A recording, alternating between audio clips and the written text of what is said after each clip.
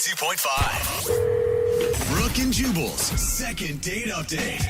I don't know how many times I've been out looking for a new pair of pants at my favorite store, Hot Topic. And after the girl that's working there measures my inseam, she's like, hey, you want to go out? It happens so often.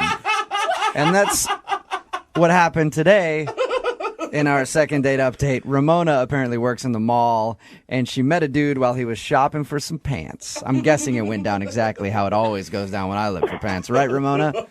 Okay, I did not measure his inseam. Oh, okay, whatever. Tell us a little bit about the guy that you want to call today. What's his name? His name is John. John, and your email said that you met him while he was shopping in your store at the mall? Yeah, and he was shopping for pants, but I didn't measure him. Did you hit on him or did he hit on you?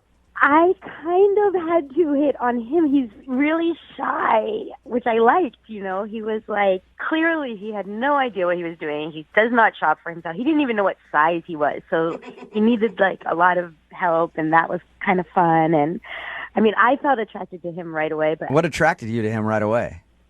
well, okay, he's really good looking, so there's that. Okay. And I liked the way that he didn't hit on me. I'm so used to guys coming in there, and I must get hit on like 25 times a day in that store. And like, he was really there to buy pants, and I kind of dug it. Like, wait a second. interest in me. You actually just want clothes? That is so weird. Get out of my store. Get out. Yeah, no, I liked him. You sound like you still really like him. Yeah. I kind of really like him. How did you ask him out? I didn't ask him out, you know. I just kept trying to get his attention, so I just kept dropping hints. What kind of hints? Well, you know, like, I would say, oh, no, those aren't good. Why don't you try these? And I would pick the ones on the bottom shelf on purpose, so I would have to bend over to sort through them. I knew it. You know? I knew that every single time a girl bends down to pick up something, she's trying to taunt me and tempt me with her backside. I knew I don't it. know. I think that might be true. If a girl is not trying to taunt you, she'll probably squat. Did he pick up on your signals? He went to check out, and when he was leaving already, I sort of went up to him and I said, oh, I'm glad you got those. And I took the receipt out of the bag and I wrote my number on it. And I said, you know, if you have any problems with the pants, here's my personal number. You can always call me. All right, that's a Nice move. That's a good sign. Nice. Imagine that though, if he calls you and he really does actually just have a problem with the pants. You're all excited when you pick up the phone. You're like, oh my God, it's him. And he's like, yeah, so remember those pants? There's a little fraying on the end. Can I bring them back in? And then knowing me, I'd probably fall for him harder. Yeah, right? Yeah, no Oh my God, he still doesn't like me. So obviously he used the phone number. Did he just call you right away or text you right away and ask you out? Yeah, he texted me like a few hours later, like, do you want to have a drink after work? And I was like, yeah, I'm off in like half hour. Oh my God, you were freaking out, weren't you? I mean, kind of, but I was also kind of happy that it was like right then and I didn't have time to freak out really. It made me feel relaxed that we were going like right away. So did you guys go to the food court then? You work in a mall. Where'd you guys meet up for drinks? No, we did. We left and we went across the way to a restaurant and bar. It was like happy hour coming up. So we sat and we talked for like a half hour until happy hour hit. And then we just got some drinks and it was so fun. First of all, he totally loosened up after I got a drink in him. Really? He was like chit-chatty. We talked about like everything. It was so nice. Like I had such a good time. And how did your date end with him? Okay, this is where it gets a little weird, and I don't know what happened, and I'll just tell you. So after about an hour and a half, and we had had a couple drinks, and I really thought we were having fun, he says, so I'm having a really good time, and I hate to do this, but I really got to go because I got to get up early for work in the morning. Okay. And it was 6:30 at night. Like, yeah, that's a little early. What do you mean? Right? It's not like it was 9:30 or 10:30, because even then I would have thought, okay, that's a little early. But 6:30? Yeah, but maybe he knew, like, if you guys continued to hang out, like, it's more drinks, you know, it does end up being a long night. Yeah, but if I would have done it, like, if he liked me, wouldn't he have? Well, whatever. And then he gives me a hug. Goodbye. No kiss, just a hug. Yeah. And then I got home and I texted him. I had a really good time. And he responded immediately, like, me too, so great to meet you. Awesome. And I was like, great, we should do this again. And his response was like, yeah, I'd love to. And then I never heard from him again. And that was it. Whoa. And that was it. And that was 4 days ago. Weird. So yesterday I texted him, hey, how are the pants? Because I thought it would be funny or whatever. Right. And I thought maybe it would make him respond. Nothing. Not word one. And so now I'm embarrassed that I even sent that text. And I'm like racking my brain, like, did I talk too much? Or like, did I say something dumb? Like, I don't know. I'm like, I mean, he asked me out, so he liked the way we spent a little time together in the store. So it's not the way I look, it's not the way I smell. Oh my God, it's not, you know what I mean? You've really thought this out. There's a lot of scenarios playing out in your head right 4 now. days. What the heck? 4 days and you're All going right. a million miles an hour. Well, She likes him. we'll play a song, come back, call him, and get your second date update, all right? Okay, thank you. Brooke and Jubal in the mornings. Second date update. If you're just tuning in for the second date update, Ramona is on the phone with us, and today she wants to call a guy named John. They met at the mall. She works there. He came into her store to buy some pants, and then she slid him her number, and he texted her later, and they had a happy hour together. It was great, and then the date ended, and he's not calling her back, so her happy hour has turned into sadness hour. Where you go out and from 5 to 7 at a bar, they serve you nothing but empty glasses, no beverages to enjoy, empty plates where appetizers should be, Oh, no. just a napkin and sadness. It's sadness hour for Ramona right now. Wow. But we're going to call John and hopefully get him on the phone and find out if there's a chance to salvage what they once had. Ramona, are you ready to see if you can get your happy hour back? I am. Are you tired of sadness hour? I am tired of sadness hour. All I right. got it. We're about to dial his phone number right now and see what went wrong. Again, Ramona has no idea what could have gone wrong on the date. She said everything seemed to be fine. The weird thing was at about 6:30 after happy hour was over, he said he had to leave so he could get up early for work and then hasn't talked to her really since. Not a word. I don't think it's going to be that bad. I have hope for you. It's only been 4 days. He could just have been busy or lost his phone or something stupid. Oh my God, Brooke, from your mouth to God's ears. She's like, please. All right, here I go. Dial the phone number right now and get him on the phone.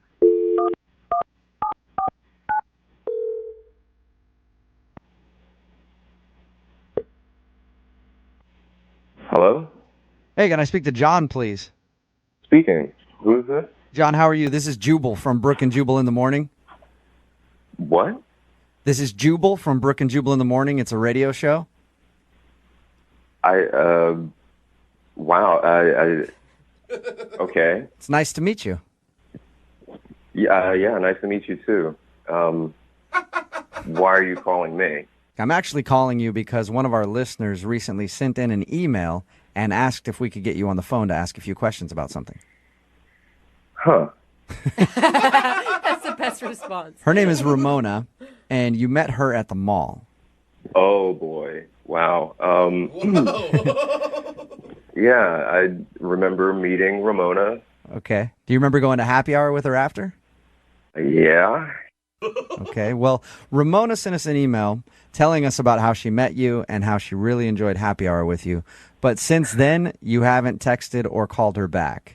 So she was wondering if we could get you on the phone and find out if something went wrong during happy hour or if there's a reason why you're not calling her back. She's a really nice girl. She's pretty attractive too. Ooh, that's a good review. Yeah. She's pretty attractive. I mean, she's on the okay scale. I mean, she is. I just don't want to say anything bad about her behind her back. Okay, so there is a reason that you're not calling her back. Yeah. There's Dang it. a thing. Okay, well, here's how it works. So she emailed us because she wanted us to call you and find out why you're not calling her back. So you're really not Okay. talking behind her back. If you could just tell us what the reason is so that we can, go back to her and say, hey, this is what happened. I don't know. I just hate the feeling that I might be saying something about her behind her back. But No, trust me. okay, then Trust me, you're not saying anything about her behind her back. I promise. okay. So we're talking, we're having some drinks, we're having a pretty good time, and somewhere in the middle of it, I got this red flag, and it just kind of made me skeptical, and so I kind of just decided against the whole thing. Okay, well, what was the red flag? So we were talking, and I just happened to bring up the topic of pets. I asked her if she had any pets. Mm-hmm. And she says, yeah, she's got a dog named, I think, Chloe. Like, oh, cool, right on. And then she says, yeah, and a son-in-law, Clifton. Did you say a son-in-law? Yeah, exactly. Like, stay with me. Okay, yeah, I'm confused. She says son-in-law, and so I stopped her. I was like, wait. I was kind of just asking about, pets. And she says, oh, no. Clifton's my dog. Like, wait, I thought you said that Clifton was your son-in-law. She goes, he is. What? And so she pulls out her phone, and I thought she was just going to show me pictures of the dog, but she shows me this picture. The dog's in a tuxedo with the bow and the tails and everything, and she's showing me pictures of her dog's wedding to another dog. So she has her way. dog that's married to another dog, and she calls that dog her son-in-law. Yes. Mom. And she's scrolling through, she's showing me pictures of like this dog wedding cake. Like they had a whole elaborate wedding for it? Yeah. This whole like nobody does this. Yeah, and it was a huge red flag. Like I saw this and I kind of went, nah, this All right. is gotta be. Hey, that's kind of weird. It's kind of weird, I'll give you that. But why is that a reason to not give her a second chance at a date? Or Think of the type of person that would arrange a dog wedding. Point taken, John. crazy. I guess I can understand where you're coming from a little bit. Yeah, I just really didn't think we would be a very good match. So Don't Okay. you think that she was just using it as like a fun excuse to have a silly party, though? I don't know, man. The pictures look pretty serious. I've seen wedding pictures that look kind of like these dog pictures look. And I mean, seriously, she referred to her dog as her son-in-law. Yeah. I should also tell you, John, that she's actually on the line listening and wants to talk to you. Hi, John. Hi, Ramona. Okay, first of all, it's not like he's really my son-in-law. He's my dog-in-law. I just call him my son-in-law like I call Chloe my daughter. It's not like I'm crazy. It's not like I think he's a person. I know he's a dog. I just love him like a person. Oh, boy. I just can't believe it's such a big deal to you, and I can't believe you didn't talk to me about it. I mean, tons of people do it. It's all What? over the place. Where? Like, it's not that uncommon. Are, you're are saying- dog weddings common, Ramona? Of course, I've been to 3. What? What? You've been to 3 dog weddings. Yes, I have. Is it your own dog, like, getting divorced and getting remarried, or is it 3 different dogs? I have been to 3 dog weddings, including mine, so that's 3 altogether. And it's such a fun thing to do, and plus it makes them family. They're living creatures, and it's sort of, everybody treats their dogs like, oh, that's my daughter anyway, but this is my family. I love, come on, didn't you see that picture? Yikes. Yeah, see, this is why I didn't want to go out with you. I mean, it's absolutely fine if you feel that way about your dogs. It's just I can't really be a part of that at all. I mean, it's not like I'm into it. Like, my friend's dog, Clifton, is like the best, and he's perfect for her. He's like a year older than her. He's a little bigger than her. They're perfect together. Wait, So Ramona, I don't appreciate here's you the being thing. like, Here's the oh, thing. Kate. I don't care about any of that stuff. When I have a dog, the dog is just a dog. It's there. I don't have to feel like, I just am shocked, honestly. I'm really surprised to hear this come out of your mouth. This is not at all the person that took me out for that drink. Ramona, look, it's not the fact that you did that for your dog. I'm ecstatic that you did that for your dog. Trust me. But, Are you? Because you don't sound ecstatic. But it's not. The thing is that you went through all of that for the dog. All right. I'm glad you course, feel I that way love for her. it. For you to put that much effort into a party for your dog, like that, we're just not compatible. Or maybe you're right. Because if you don't care about living creatures and about dogs and family, then maybe we're not right for each other. Maybe you're right. You're right. I'm wrong. Well, let me ask John first, Ramona. John, would you like to go out on a second date with Ramona? We will pay for it. Say no. no, I don't want to go out with you anyway. Whoa! Oh, Ramona. I don't. What a snob. You're a snob. You're going to tell me how I should spend my money and you don't have love in your life? No. I don't want to go out with you I'm anyway. actually weirdly on her side on all of this. Really? Yeah. Thank you. I absolutely love that you do that, Ramona. I really do. I love that you love dogs. I love them too, but I'm just not going to do that. All right. I'm not the type of person that does that. John, thank you for your time. I appreciate Type it. of person. Thanks. Ramona, thank you for doing the second date update. Oh, sweet girl. I'm sure you'll find somebody else that's as into their dog as you are eventually. Thank you. I do love you guys. I wish that, listen, if there's another fail second date update and you think I'm right for him, set me up with I him. will. I'll hook you up. Hey, and Ramona, in the meantime, a thing that not many people know about me, if there is any infidelity in that dog marriage, I do dog divorces. So hit me up, okay? Brooke and Jubal in the morning. Text in at 78592 that says, that guy's an a-hole. I've been to a lot of dog weddings, and they're really sweet. It's Brooke and Jubal in the morning. Talking, of course, about today's second date update. Yeah. This girl, Ramona, wanted to call a guy named John to see why he wasn't calling her back after they had a date. He wasn't calling her back because during their date, she kept showing him pictures of her dog and the wedding that she had for it, and referring to the other dog as her son-in-law. Yeah. And she was really into dog weddings. Apparently, she's been to 3 of them, and it just creeped him out. He's like a little too attached to your dog, so he didn't want to date her. I don't know. I think it's kind of judgy, you know? Like, I don't know. don't know. It doesn't affect him. Like, just because she loves her dog and she's having some fun parties, maybe you can get in and get some free alcohol and free food on There's the a side. difference between like appreciating your dog and loving your dog, and then loving your dog a little too Yeah, much. you have to be an extreme dog lover to date this chick. You know what I mean? Because people even on the text board are like, either she's crazy, dog marriage, are you kidding? Or it's like, hey, give her my number. I'm all for people who like their dogs, but I've been around some people who are obsessed with their dogs. I used to work with a dude who his dog was sick, so he slept at the bottom of the stairs with his dog instead of in the bed with his own wife. And it wasn't That is strange. well. That's an obsession. See, now Brooke's like, If you're the big spoon and the dog is a little spoon, and that's what you need to do, I'm not going to judge. It's not for me. Sleeping with a dog over sleeping in bed with your wife. And that is a problem. Keep texting in 78592. Do you agree that he shouldn't have gone out with her because she has dog weddings? Or, sorry, had a dog wedding. That will probably last forever, so congratulations to her. A lot of dog lovers are texting in at 78592 saying they want to have a dog wedding now.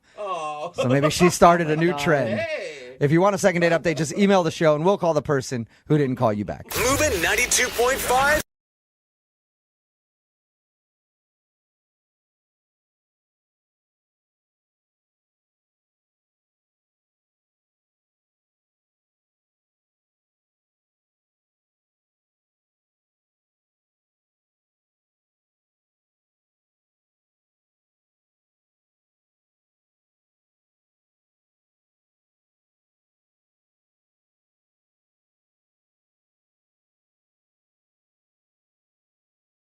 Moving 92.5. Brooke and Jubal's second date update. It's always comforting when you ask somebody out on a date and then they laugh at you and never speak to you again. That's awful. And that's what happened to Kelly, who's on the phone today to do a second date update. She met a guy, asked him out, he laughed at her, and then has not called her back or texted her ever since. Kelly, how you doing? I've been better. So tell us a little bit about the guy that you want to call today. What's his name? His name's Dylan. And why do you want to call him after, I mean, your email just said that he laughed at you and won't talk to you. Why would you even want to call him for a date after that? He didn't laugh at me in my face. He laughed at me over a text. So So it makes it so much better that way. So now you have written proof of him laughing at you. aw.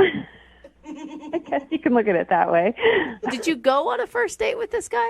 Okay, here's what happened. I was out with friends at a bar last weekend, and We were just hanging out. There were like 5 or 6 of us. And it was actually one of my friends who met Dylan at another part of the bar and kind of brought him over to our group. Right. And we all just started talking, and he was really funny. I don't know. We just had a really great time. We were talking the rest of the night. And, you know, at one point, my friends were like, oh, we should probably, let's go to another bar. And he said, yeah, I'll come along with you. And so the whole group of us just went to a couple more bars after that, and we closed the bar down. Did your girlfriends think that you were going to hook up with him? Well, it was a group of girls and guys, and everyone could tell we were hitting it off. Like, a couple of them pulled me aside and were like, hey, this guy I knew, right? Totally. So at the end of the night, when the bar was closing, Dylan, invited everyone back to his place, like the whole group, because we were having a really good time. And, of course, I'm into him at this point, and so I'm the first to say, yeah, let's do it. Absolutely. You just jump into his arms right there. Take me back to your place, stallion. I was a little cooler than that, I hope. Oh, okay. But unfortunately, the rest of my friends were either tired or had something the next morning, so absolutely no one else said yes to the invite. Really? So everybody killed your game. Everybody threw salt in your game that night. Yeah. Why couldn't one of your friends have stepped up and been like, yeah, I'll go with you and hang out on the couch while you guys do whatever? Yeah, take one for the team, people. But not one of them stepped up to the plate. So at that point, I thought, oh, maybe he'll say, oh, well, I guess it's just you and me. We'll watch a movie or whatever. He kind of started to backpedal and said, oh, well, then another time. We'll do it another time. Okay. And so did you guys exchange, I mean, you obviously exchanged numbers. Yeah, we had exchanged numbers like earlier in the night. Like at some point, everyone got their phone out. Oh, we're having so much fun. We need to do this again. So he said, yeah, I have everyone's number. We'll do it next weekend or sometime else. And so at this point, I don't know what's going on. Maybe I read all the signals wrong, but I really felt like we hit it off, like we made some sort of connection. I really felt that way. So have you reached out to him other than that night? I sent him a text the next day. And what did it say? I had a lot of fun with you last night. Maybe we should try it in a smaller group next time, like just me and you. Nice, yeah. That sounds pretty smooth. Very smooth. I thought so. And then a little while later, he texted me back, ha ha. And that's what you're talking about, where he laughed at you? Yeah. In your email? Ha ha. Okay. What did you say back to him after ha ha? I just texted, why is that funny? Yeah. And did he respond to that? No response after that. And is that all you've heard from him? That's all I've heard. Why do you think he would laugh at you like that and then not explain? I have no idea. That sucks. Yeah. I mean, it's not like I'm a troll or something. I'm a cute girl. Yeah, that's really rude, actually. Yeah. I don't know. Maybe he has a wife and kids somewhere. That's very possible. Like, where do you think I'm going to cheat on my wife and kids for you? No way. I was just asking you to come back to my place and hang out for no reason. Yeah. He never made it seem like he was in a relationship the night you guys hung out. No, not at all. It was never like, oh, well, my girlfriend may be asleep, but we can all go hang out at my place. Or maybe he was really drunk and he just didn't remember me. Or That's possible, too. He could have been like, I don't know who you are, crazy lady. I never hung out with anybody last night, because he was like blacked out drunk or something. But yeah, anything's possible. But I'm just really confused and I need your help. All right, well, we'll play a song, come back, call him and find out why he laughed at you and won't call you back. All right, we'll get your second date update right after this. Moving 92.5. Brooke and Jubal in the mornings. Second date update. Today's second date update is just more proof that nice guys finish last. There's a lot of dudes out there who are trying to be sweet with the ladies and ask them out, and they're getting turned down left and right. But guys, all you really have to do to get a woman so interested in you that she'll call a radio station to try to get a second date with you is just laugh in her face when she asks you out, and she will be hooked. That's exactly what happened to Kelly, who is on the phone to do a second date update. We just talked about what happened on her, well, I use the term date loosely, with a guy named Dylan. They met while they were out one night, really hit it off, At the end of the night, he was like, hey, everybody, let's go back to my place. But none of her friends wanted to go, so they ended up parting ways. The next day, she texted him, why don't we just hang out together? And his response, ha ha. And then she asked, why would you say that? And she has not heard from him since. So she wants to call him today and find out why he would laugh at her and then see if she can get a second date. Kelly, you ready to give him a call? Yeah, let's do it. I don't know how I'm going to do this. Like, I feel like I'm going to get him on the phone and then he's going to be a jerk to me. And then I'm going to fall in love with him by the end of the conversation. And I'm going to want a date. You might. Yeah. Who knows? You guys all exchanged phone numbers. So has any of your other friends heard from this guy? Not that I know of. I've been kind of too embarrassed to ask any of my other friends. To be like, hey, remember that cute guy we met? He totally laughed at me and blew me off. I can understand that. Yeah. All right, I'm going to dial the phone number right now and see if we can find out what's up, okay? Okay.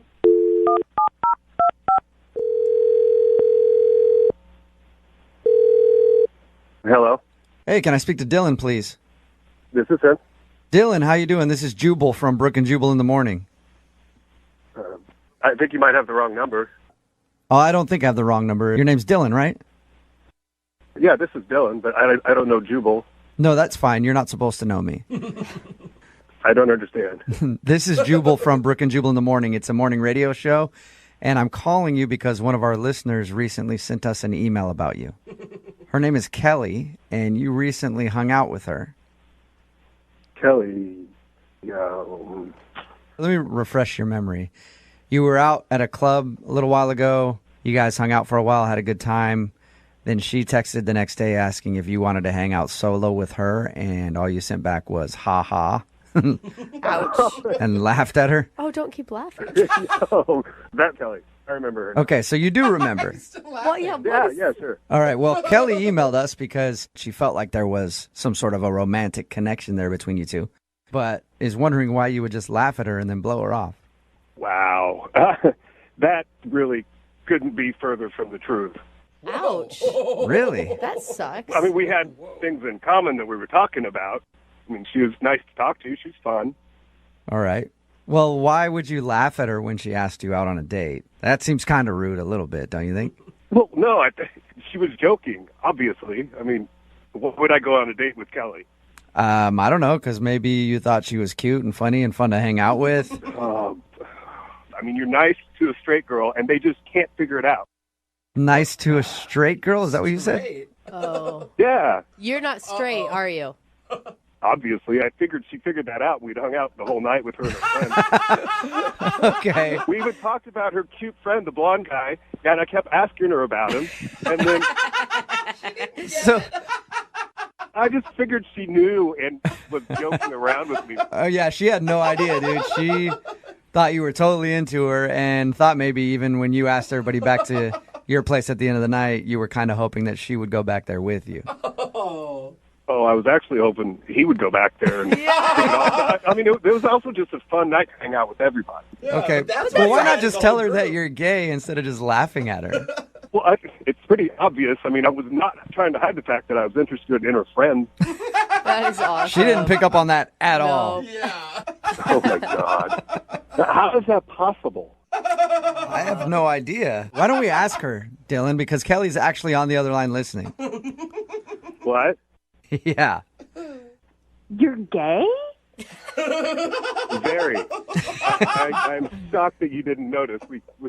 We hung out all night with you and your friends. But you're gay? Is there another kind of gay? I don't think there's half gay. Yeah, I think. But Unless you you're did bisexual, not which is fine. come across as gay at all to me. How would you not know? We liked all the same things. We were laughing about I thought the we same had a lot things. in common. Well, we do have that in common because I'm gay. Oh my God. I am We even think the same guys. We think the same guys are cute. We were talking about actors we thought were cute. I thought we were talking about actors we liked. Not liked, but just, admired. Well, I definitely admire Brad Pitt. Oh, God. Well, yeah. I get that now. When he played Achilles, Okay. I can't believe this is happening. I'm so embarrassed. I'm mortified. I'm embarrassed. Yeah. Honey, it's okay. A lot of straight girls' gaydar is way off, and yours is obviously way off. I'd still love to hang out with your two friends, the blonde guy. I just thought we were having normal conversation, like, oh, how do you know this person? Oh, where did you know this person from?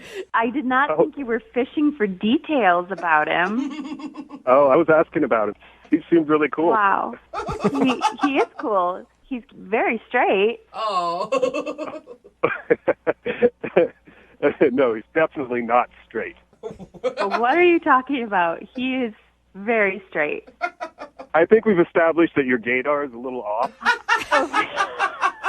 In the case of you, yes, obviously it was really off. But Jason is straight. He has a girlfriend of 3 years. A lot of us have He is girlfriends. straight. It does not make him straight. It's true. Trust me, I've been gay all my life, and your friend, gay. And I think he liked me. Oh. He is straight. Kelly, trust me, if you gave him 10 minutes alone with me, he would not be straight.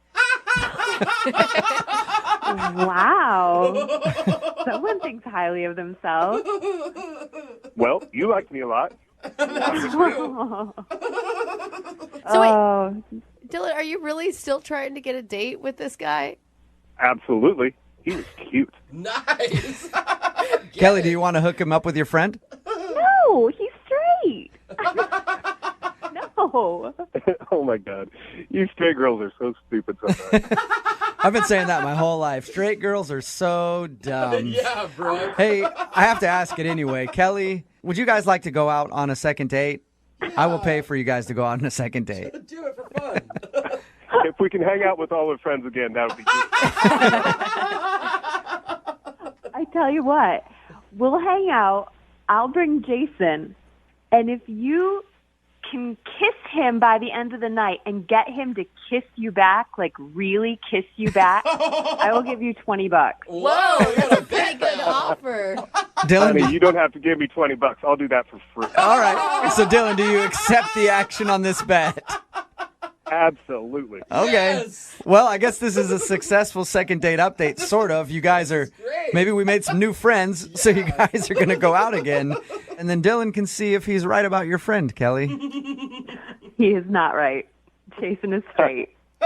Trust me, Kelly. When he calls you the next morning from my bed with your $20 sitting on my nightstand, you'll know that he is gay. All right. Wow. You guys have to update me because now I need to know about her friend. Oh, my gosh. Brooke and Jubal in the morning.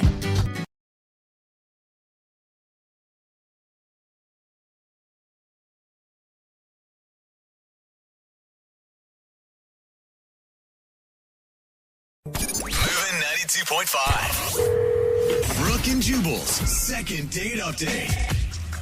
Casey, the girl that we're doing the second date update with today, got caught up in the oldest trick in the book. What's that? The old tour guide trick. What is the old You guys all know about that one, right? No, I think Yeah, we all know. What?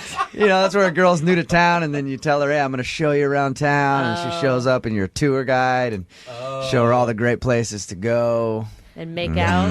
Yeah. So weird. Do you bring like a fanny pack and a The fold-out map? old tour, yep, you do. Oh, yeah. Do you sexy. Do you talk in that voice the entire time? Yeah, I don't know. Casey, is that what happens when you get caught up in the old tour guide trick? No, at least I didn't think that would no. Well, that's good. That's Casey's good, Casey. emailing about a guy named Jason that she met. Casey's new to town. She's from, where are you from, New York? Yes, New York. All right, first of all, how'd you meet Jason, the guy that you want us to call today? He is a friend of mine that I met when we were out one night. Okay. That's fun. Yeah, he told my friend that he thought I was cute, and he was like, if you'd like, I can kind of give you a tour of Seattle. He's the captain of a boat. Oh, no. He does like kind of those cruise tours. Oh. Wait. Yeah. Is he like a captain of a boat or a ride the duck boat? Both cool. It's a boat. Like, Well- I don't even know what I was expecting, but like I told him okay, and when we got to the boat, I was kind of blown away. Like, it was big. Like, it was a no-joke boat. That's what she said. Yeah. So that probably was a pretty nice surprise then. Yeah, it was. Like, you know, he was showing me around, and he really knew his stuff, and he had champagne for us, which was really nice. Wow. And we were just, like, having a good time. Like, I thought he was really cute. He has, like, the best eyes that I've ever seen. And you thought he may be rich because he has a huge boat. Well, it wasn't his boat. He was just the captain of it, but, like, it was still a really impressive boat. Like, it was definitely a big show-stopping boat. When we call him, we're going to find out that he actually stole the boat that night. And has been arrested. Now, meeting him, that's not the best part of your email. For me, the best part of your email is what happened toward the end of the date on the boat. Yeah, so I don't usually get sick on boats or anything, but I don't know if it was the waves or the champagne or a combination or what, but, like, I had felt it kind of, like, creeping up, and at the end, I did throw up overboard. No. Did he think that you were drunk, or did he think that you were seasick? I don't know. I wasn't drunk. I don't know if it was just, like, a weird combination, and I was so embarrassed, though. Like, and he saw that I was sick overboard. So, like, there was nothing I could do at that point. Like, he had seen it. I was sick. I think normally that's a good sign. No, on dates that I go out with. It means that they've drank just enough. So what did he do when you puked? Basically, you know, we got back to the dock, and, like, I didn't want to give him a kiss. And vomit mouth. So I just gave him a hug, and I just said again, like, I'm really sorry. I really had a great time. And he was like, no, it's fine. He said he would call, and that was last I heard. And so have you tried to get a hold of him? No, I mean, because he said he was going to call, and I don't know what he's thinking. That's where I'm at right now. Like, I don't know if he's just totally turned off by the fact that, like, I threw up over the side of his boat, or if, you know, he just didn't like me, or maybe if he's just been busy, and I don't want to look like this crazy new girl, like, where I just, like, attached to the first guy, you know, who talks to me. So why don't you just show up on one of his tours? Yeah. Unannounced.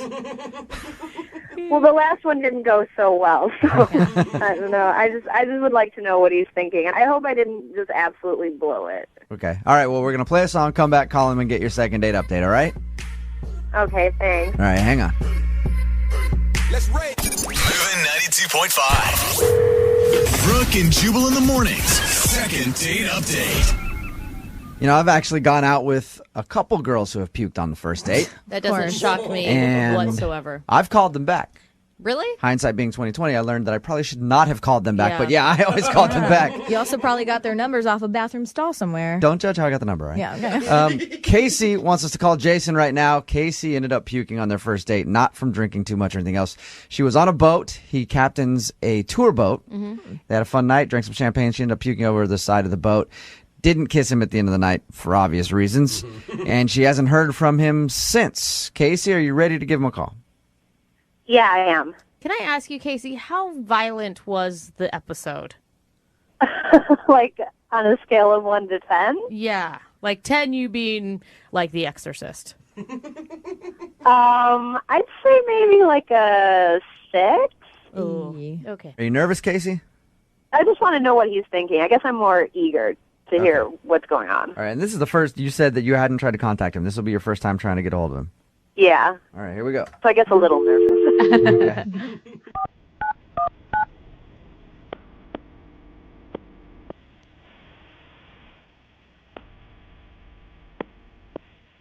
Whoa. Hey, can I speak to Jason, please? This is Jason. Jason, how are you, man? This is Jubal from Brooke and Jubal in the morning. I'm moving 92.5. Okay. Who are you? My name is Jubal from the radio station Moving 92.5. Let me explain why I'm calling, all right? You recently went out on a date with one of our listeners. What? Yeah, a girl named Casey. She works for the radio? No. She listens to our show. She's wondering why you haven't talked to her after your date. Okay. That's like some private information, though, isn't it? Not really. She didn't tell us anything private. She just said that, you know, she's from out of town. She met you through a friend. You said you'd take her on a tour. She showed up to your big boat. Okay, so this is not any kind of setup. No, Casey just really liked going out with you and wants to maybe go out again, but she thinks that you have blown her off. Is that true? Look, she's a cool girl. I liked her, but honestly, something happened on the date that made me change my mind. You're not talking about when she threw up, right? No, that's that happens. Not everybody takes their Dramamine, so. Well, what wouldn't you do on a first date then that she did? I mean, it was a little classless, I guess you could say. So I was basically, she said she needed to excuse herself for a minute. I didn't know if she was going to be sick again or whatnot, and I noticed she'd been gone for a little bit, and so I just kind of went to go check on her. I went around, and I heard her voice coming out of the stairwell, and it sounded like she was setting up another date. Like on the phone? Yeah, like on our date, on the boat, she was setting up a subsequent date. I don't remember if it was for that night or if it was for, some other day. But it's like, You don't think that she would have been talking to somebody else? A friend? You're sure that she was setting up another date? Yeah, I'm pretty positive. I mean, I can't remember verbatim what exactly was said, but I know. Hey, Jason, I know exactly how we can figure it out. Oh, no. What if we just ask Casey? Casey is actually on the other line, Jason. Oh, and just heard what you said. Casey, is that true? I wasn't being set up. I told you. Hey, Jason, I never denied that you were being. I said, yes, we are setting you up. I told you that. Casey, were you setting up another date while you were out with Jason? I can't believe that's the reason that Jason didn't even call. I mean, it was another guy who I had just met, and I don't know that many people. It was just someone who wanted to hang out. I took the call. It was a super short call. Oh. It was like I was on the phone for like a minute, maybe. You took the call? Oh, my God. But you're out with another dude, like even if it's a first date, Casey. Let it go to voicemail. It's not like we're in this like dating relationship. We're on the boat. He was busy captaining the boat. I took the call like it was 1 minute. Wow. I'm in a new city and I don't know a lot of people. I mean, that's all that was. Like I wasn't trying to be disrespectful. Oh. Casey, if you were out on a date with Jason and he goes around the corner to excuse himself for a second and then you hear him giggling on the phone with another girl trying to set up a date, you wouldn't be offended? If he was like giggling, yeah, but that's not what was happening. I wasn't just laughing at the stairwell. I mean, I'm just trying to figure out like how do I stack up? I mean, what where did this guy take you? Like, okay, honestly, like this is the thing. I wasn't going to share this, but like if this will help at all, like I did end up going and hanging out with that guy. What? And I went out on a date with him, and you by far are way more my type. You're way more interesting. You've got an amazing boat, which doesn't hurt too. Oh my gosh. I've wanted to get asked out by you again. Even with throwing up, I still had a better time than with that. It's so romantic, Casey. Yeah. Every guy wants to hear that he's better by comparison. I've gone out with 5 guys, and you are really inching your way to number 1. You're almost there because you drive a big boat. At this point, I guess I'd like to ask if you'd be interested in a second date, Jason. We will send you out again with Casey. Casey likes you way better than that other dude. Would you be interested in going out with Casey on a second date? We'll pay for it. Let me ask you this, Casey. Can you be honest? I mean, because you were, like, all you had to be was honest. And just, I'm not saying 100% I would have understood, but I guess going forward, can you just be straight with me and with everything? Yeah, that's totally fair, and I understand where you're coming from. And yes, I will be absolutely straight up. Dude, you better be. This man is like, I mean. He's good, right? I don't know if he's good or if he's just a pushover. I can't decide. He's not good or a pushover. He's just better than the other guy. All right, I'll tell you this much. I'll give you one more chance. How's that? You know what? I'll leave my phone at home. One more chance. You'll give her one more shot, Jason. Oh, man. I'll give her one more shot. Because I'm fair. And look, I'm human. So I'll give you one more shot. She'll probably agree until something better comes up. No, I would love one more shot. I'll leave the phone at home. I will be totally focused on what we're doing. All right. Okay. Sounds good. Congratulations. Wow. Casey, you got your second date. I'm excited. I bet you are. Brooke and Jubal in the morning.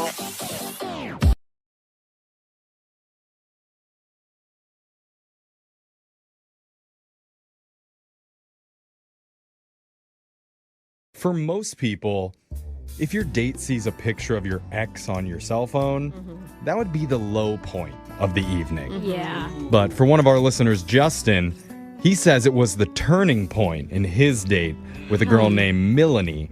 Because things were not going well before then. He parked 20 blocks from the restaurant because he didn't want to pay for the valet, showed up late to dinner, choked down some oysters after claiming that he liked them first. He hates them. And then decided the only way to save the evening was to show Melanie a photo of his super hot ex-girlfriend. So she might think, oh, maybe this frog is really a prince. And you girls are sighing, but he says it worked. After It that, didn't it work. got better. She lied about somebody waiting at her car for her. And didn't give him a ride. Just so she wouldn't have to give him a ride. Maybe because that person was ugly and she didn't want to be embarrassed and she hangs with ugly people. This is not good. I got his back. No matter what happened, Justin is currently being ghosted by Melanie, so he wants our help to reach out to her and figure out exactly what went wrong. Justin, how you feeling? I'm feeling kind of sad about it, but happy to be with you guys. Okay, that's nice, Hey, Justin. look at us. I mean, I think it says something that you must have really liked her, that you're not just chalking this up as a loss and moving on. Yeah, I felt like there was a spark and a connection, and then kept getting covered up with all these little things. But every once in a while I'd see it, I'd be like, oh, there's definitely something here. Yeah. I mean, I think if we do get you another date, you should just really be yourself. Like, admit that you don't like oysters, or that you're too cheap to pay for valet. Like, those are things you should be honest about. I don't know if I'm going to do that, but thank you so much. You're welcome. And if it doesn't go well with us right now, he's probably going to play us some audio from a different, better, hotter morning show. Like, they did so much better. Yeah. All right, Justin, you ready to do this? Excellent. Yeah. Okay. I'm going to dial Melanie's number right now. Here we go.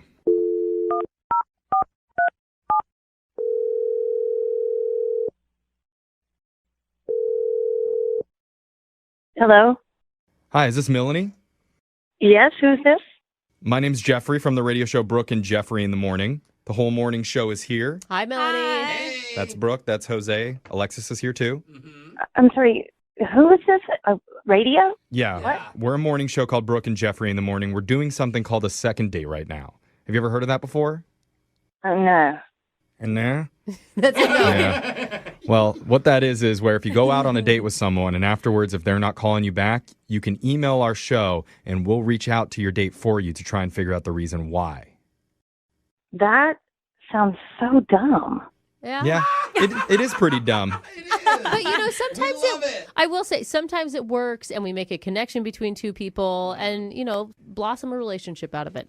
Yeah, and there's a guy who really wants to blossom with you, and his name is Justin. Justin. Yeah. All right. Wow. You remember Justin? Yeah. I remember Justin. Yeah. Okay. Seem annoyed. Yeah. I mean, he says that he had a really great time with you. He knows the date didn't go perfectly, but he thought there was a spark there, and he's hoping to see you again. You know how there's some dates that are good, and then there's some dates that are just not so good, Mm-hmm. Yeah. He's the absolute worst. Oh. Okay. On a scale of 1 to 10, he's a 0. But I mean, I think... Negative. Oh, okay. Oh, my God. Okay. I will say that when we talked to him, he did admit that he screwed up quite a few things on the date. From the start, just even being late for the date. He was late, and we also had trouble with the appetizer, but I thought I'd, let that slide. I mean, we just met, whatever. Yeah. To top it off, he showed me a picture of his ex. Yeah. We heard. Yeah, he mentioned that. Yeah. Okay. He was like a small child who just wants you to see that he can date pretty women. Right. She was hot, right? What did you think when you saw the picture of the ex? Oh, she's gorgeous. She's beautiful. Yeah. Okay. How'd that make you feel? Well, I mean, I know I'm gorgeous too, but still, you just don't do that, you know? I mean, but it's not so bad about that. Like, maybe I could handle one picture, but he showed me another picture and then another picture. He just kept showing me pictures nonstop, this girl. And you guys, he does not have a good poker face. I'm just telling you right now. He's... Oh, so you think he's like not over his ex? He's definitely still in love with her. Listen, not only did he show me picture after picture after picture, but he showed me memes that he created of her. And a meme? Yes. And he showed me this one where it's a picture of her smiling, and then there's this text that says, "I'm happy for him," and then on the bottom it said no ex-girlfriend ever. Okay, so he's creating memes of his ex to make it look like she's still okay. Like Yeah, that's like her approval? Yeah, no, it's like she's still holding on. Everybody copes you with know. breakups a different way. That's a creepy way.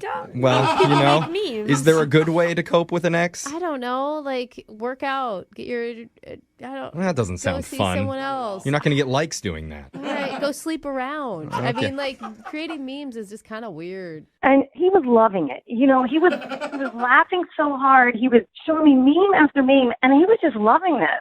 Okay. Oh, there was lots of memes of his ex-girlfriend. Oh, yeah, I saw enough, that's for sure. Okay. Yeah. So what are you thinking as he's scrolling through the memes and laughing? Well, I think he's pretty immature. I mean, that's just blunt. And, I mean, if this is how he handles if relationships don't work, then I'm wasting my time. Yeah, he Yeah. didn't tell us about the meme thing. No, he didn't. And I would really like to ask him about that. Well, he's got plenty of them to show you if you want to see them. That's Well, maybe I'll just ask him about a few of them because I need to tell you, Melanie, Justin's been on the other line listening and he wants to talk to you. Are you serious? Yeah, I am. Justin, you there? Yeah.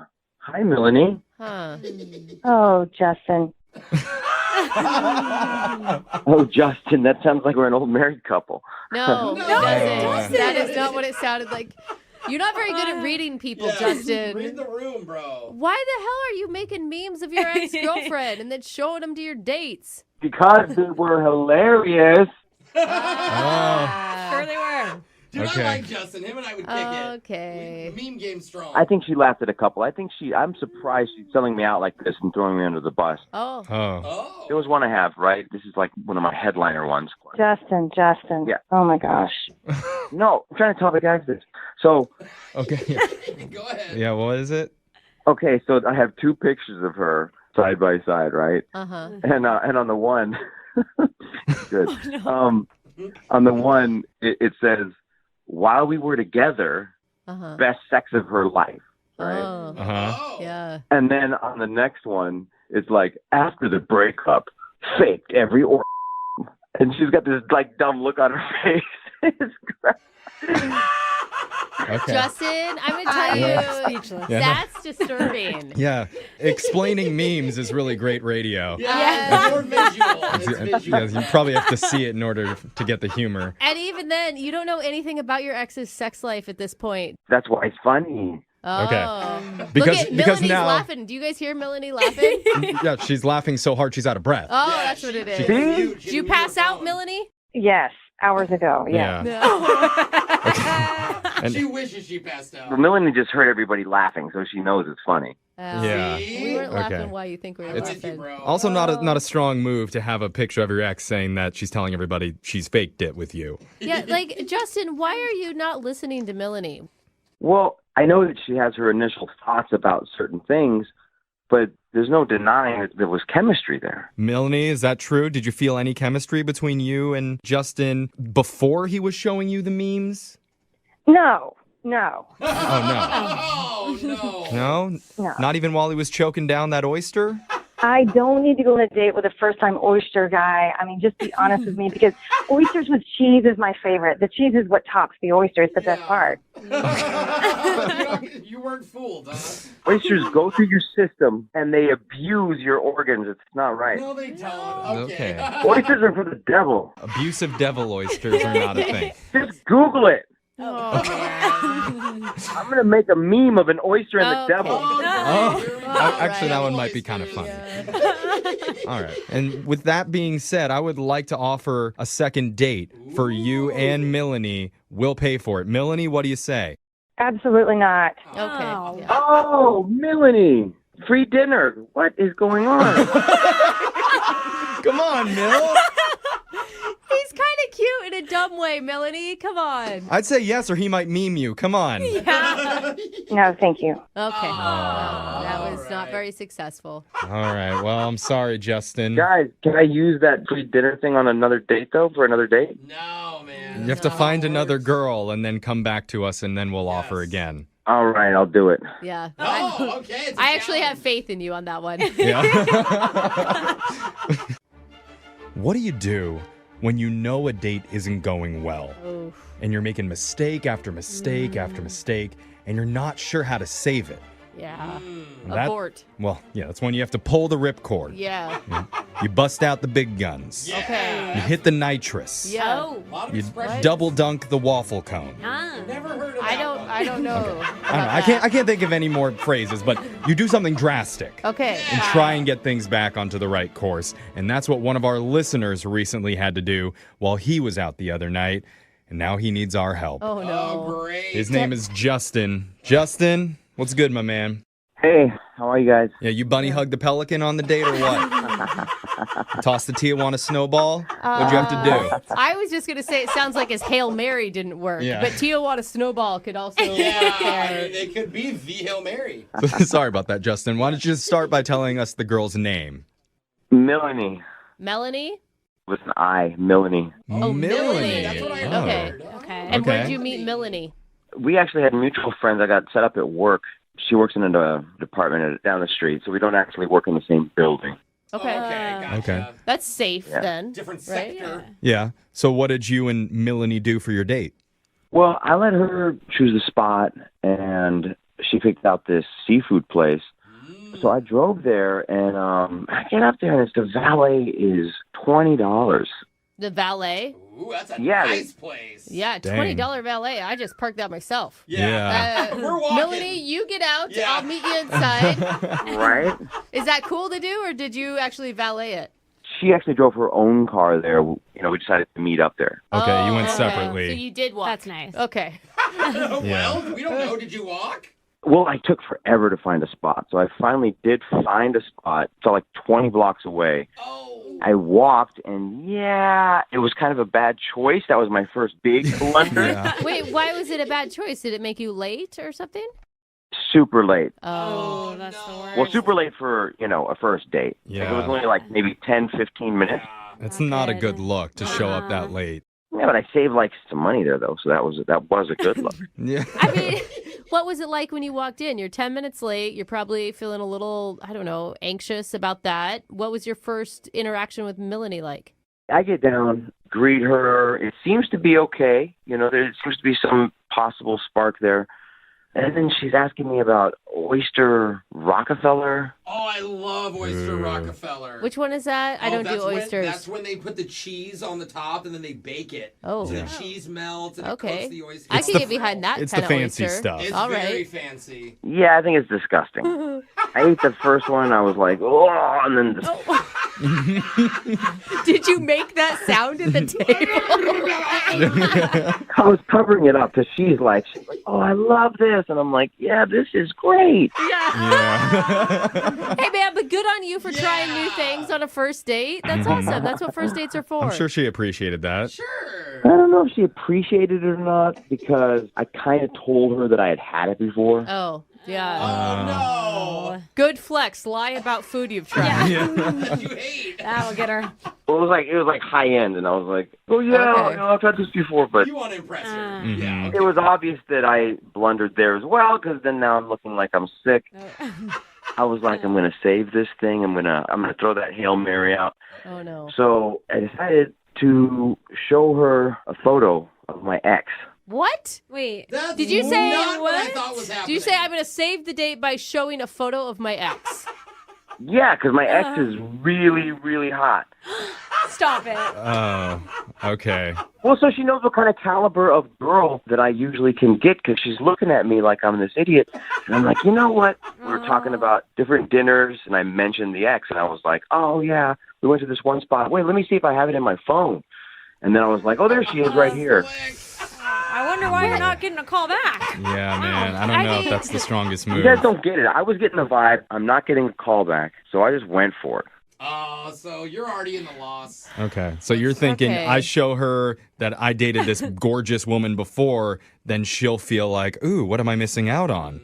Yes, exactly. That is Like, a terrible idea. How did that end for you? How did that work out, huh? Well, he's here. it seemed to loosen everything up, to be honest with you, because we started laughing a little bit, and it seemed like we were having a good time all of a sudden. Hey, there you go. Okay. So see, Brooke, wrong about dating once again. I'm not. Yeah. I still think that Uh-huh. showing an ex picture, not a good move. Yeah. It seemed to work. I had a couple of tight ends in the end zone, 2 wide receivers, they jumped up. No, get away. Probably didn't. What That is a sports good playbook. analogy are you going to? Just stop with the analogies. How did it end? So I felt I kind of saved it. So we get to the end of the date. We're going outside. I remember, oh, crap, my car is like 20 blocks away. Oh, yeah. You know, we're like, oh, I had a good time. You know, we should do it again. And I go, hey, do you mind if I get a ride to my car? What? Ooh. Well, she valeted. Yeah. She valeted. So her car's pulling up, and I'm like, hey, do you mind if I get a ride to my car? Because I parked like 20 blocks away. And she said she had a friend waiting by her car, actually. What? She said no? She turned you A down? friend is waiting by the car that she valeted? Yeah, that's why I was like, I thought you valeted. And she's like, oh, no, I was just coming out this way. I have a friend waiting by my car. And I was like, is she lying? Yeah. Yeah, she's like, it's my ex-boyfriend. Do you want to see him? Since you showed pictures of your ex, I just had him show up. So I felt like I escaped some of the hurdles, and I did pretty good. It doesn't sound like it. I'm going to be honest. I don't know. I think you had a couple of good throws if we're going to sports analogy, but I don't think you won the game. Yeah, it sounds like you had a few fumbles, if anything. There you go. That's a better one. I think he got sacked, and not in a good way. Okay. Yeah. I think we get the point. The date wasn't perfect, but we might have a chance to save this. Hail Mary time. Okay, let's play a song. Wow. See, he likes the sports. We'll play a song. We'll come back. We'll call Melanie for you, and we'll try and get you your second date, okay? Awesome. Thank you, guys. All right, hold on.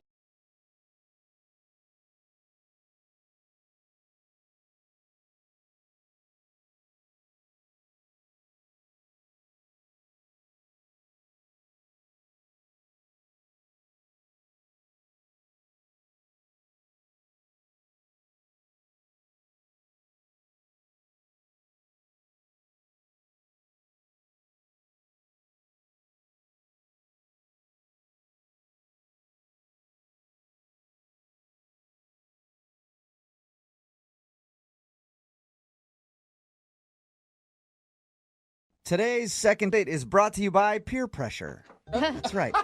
When you don't even want to go out on a date with somebody, but your friends really want to know why, and they pressure you into doing a second date, that's a little bit of peer pressure.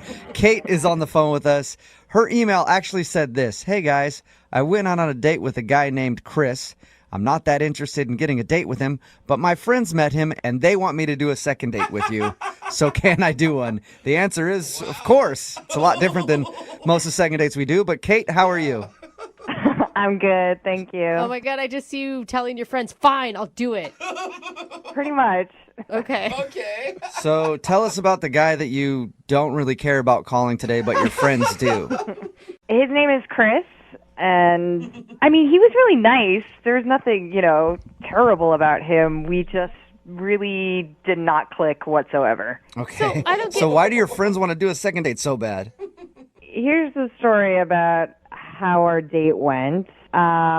We met online, but we met up at a bar, and my friends were there for support, as they do. And I don't want to be mean, but he's really super nerdy.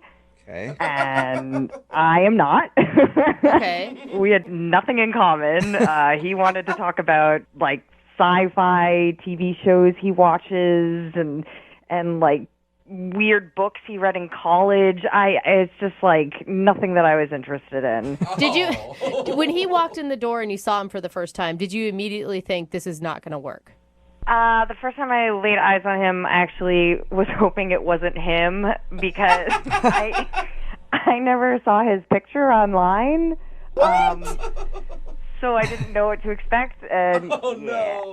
It sounds like you hate this guy. Yeah. No, I don't hate him. It just wasn't a good match for us. Okay. Why would your friends ever think that you should pursue this then if you are not attracted to this guy whatsoever? Like a joke? Like I said, they were at the bar with me, and they even were going on about how on the date he was so into me, he was buying me all the drinks and trying to, touch my arm and being really flirty with me. And then their curiosity is, going crazy right now because it's been a week and he hasn't reached out to me at all. So and I've actually been kind of curious too. So it's more of, hey, this nerdy guy was super into you and now he's not calling you back. Who does he think he is? I don't like you, not the other way around. Yeah. Is that what this is about? That's pretty much it. Oh my God. So if we call him and we find out he's just been busy or something and he actually does want to go out with you, are you going to want to go out with him? No, I absolutely don't want to go on another date with him. Oh my gosh. What do we do then?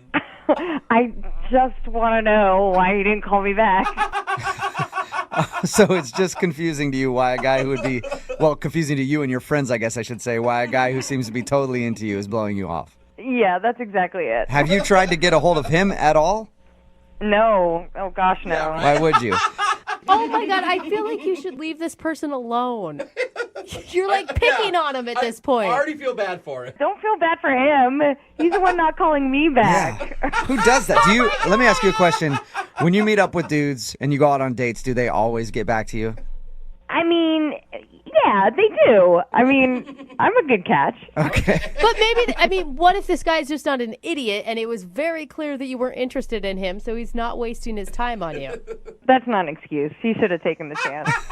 Okay, well, we'll play a song, come back, get this guy on the phone, and find out why in the world he wouldn't be calling you back. Thanks, guys. Okay, hang on. The best way I can describe the second date today is this. Imagine you go for a job interview and you're really super qualified, like overqualified for the job. Like you shouldn't even really be interviewing for it. Like they'd be a fool not to hire you. And then they don't call you back for a second interview and you're like, what? How could I possibly not get a call back? This is ridiculous. And then you're like, what did I do wrong? I have all the qualifications. Why is that job blowing me off? That's ridiculous. I should be the one to go, no, thank you. I don't want to work there. I got a better, higher paying job. Well, that's what happened to Kate. She met a guy. She didn't really like him very much, but now he's not calling her back, so she just wants to get him on the phone and find out why.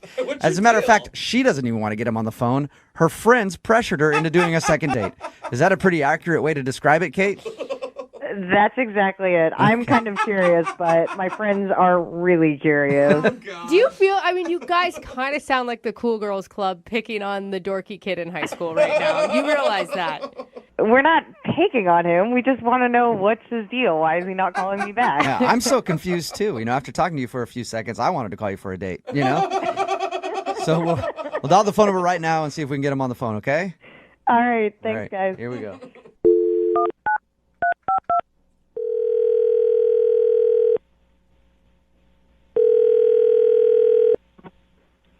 Hello?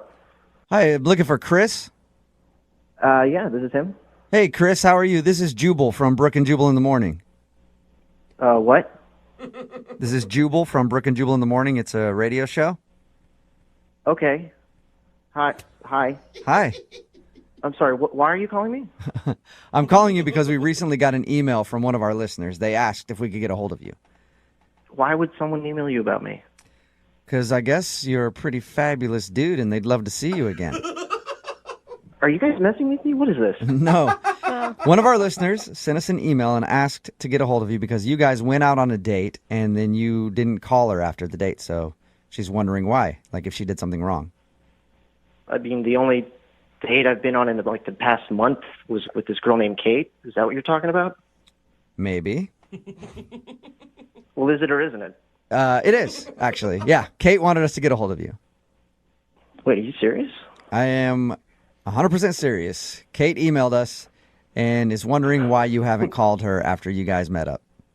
That's awesome. Okay. Awesome in a good way or awesome in like a, No, that's it's a awesome. great way. Okay. No, that was, I got to tell you, hands down, that was definitely the best date I've ever had. Really? What? Oh, no. Yeah. The best date you've ever had, but you haven't called her. So usually I follow that up by calling the person or texting them and asking them out again. Why haven't you done that? No, I did. I sent her a message on OkCupid. Oh, you did? On the dating website. Yeah. Okay. If she had just opened the email, she'd know that I was working on something, you know? Okay, so is that what you want me to tell her then? You're busy with work and you'll get back to her when? Well, as soon as I'm finished. I think it's going to take a few more days. I'm not sure. I mean, I would rather talk to her myself, but... So you just you're working all night long because your job is that demanding or something? No, it's not. I just think that I want to finish something, that's a really nice gesture before I reach out to her. A nice gesture? What do you mean? Like some pics? Like a photo shoot or something? No. It takes all day, multiple days to get one of those right. What kind of gesture are you talking about? I'm talking, this is going to sound corny. I've been writing a short story about our date. You've been what? Wait, what did you say? I've been writing a short story about our date. A short story? That you're going to have her read or you're going to try to publish? No, I just really want to, get it out of my heart, and show her what I really feel.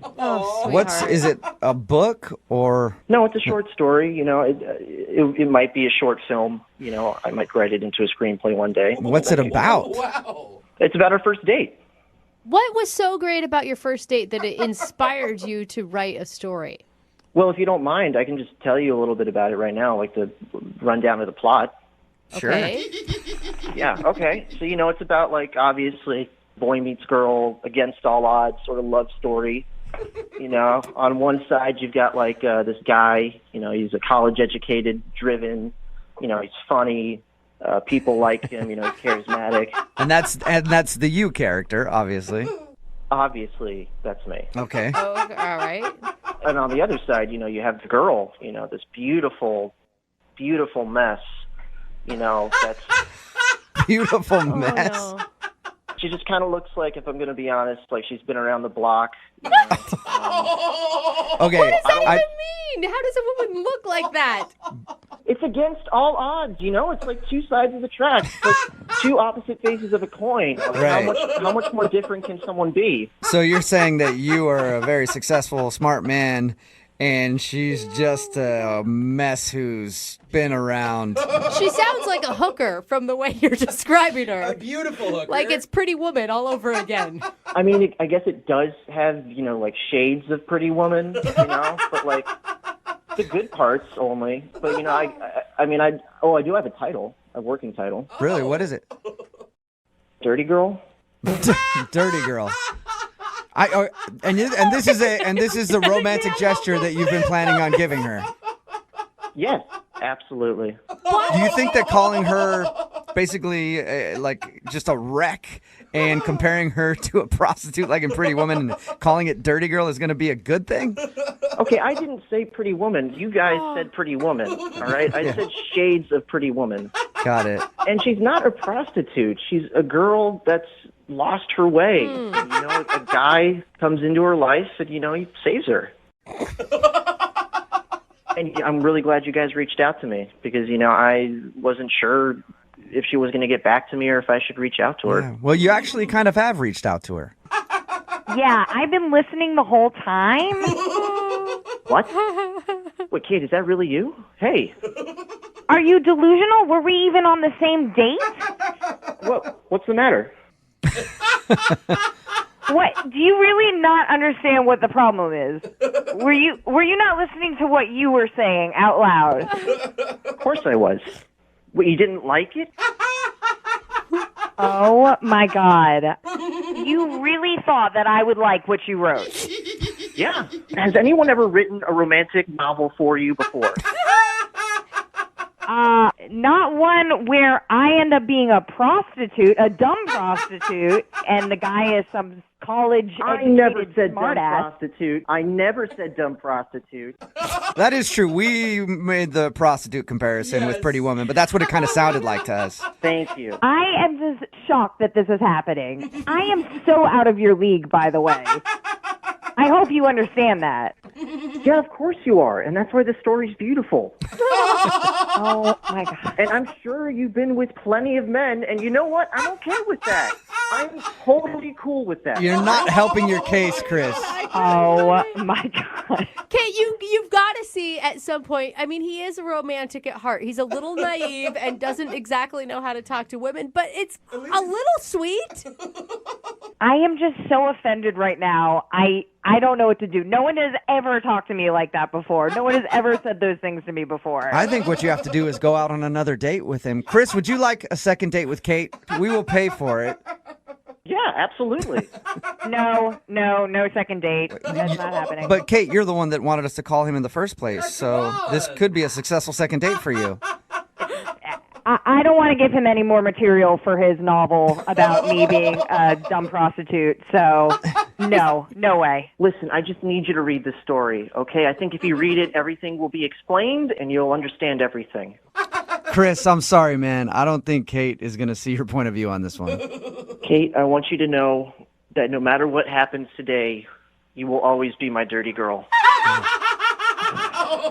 Lovelier words have never been spoken, have they, Kate?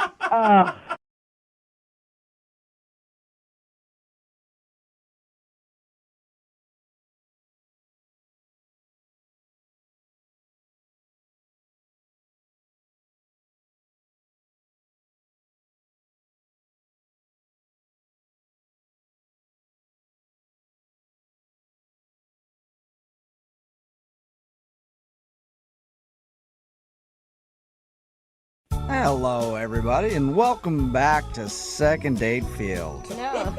Taking the plate right now is Kevin. Kevin went out with a girl named Denise when he stepped up to the plate, and strike number one came when he got in a car accident and couldn't pick her up for the date. And if that wasn't enough, strike number two came after the restaurant didn't have Kevin's reservation down in their records.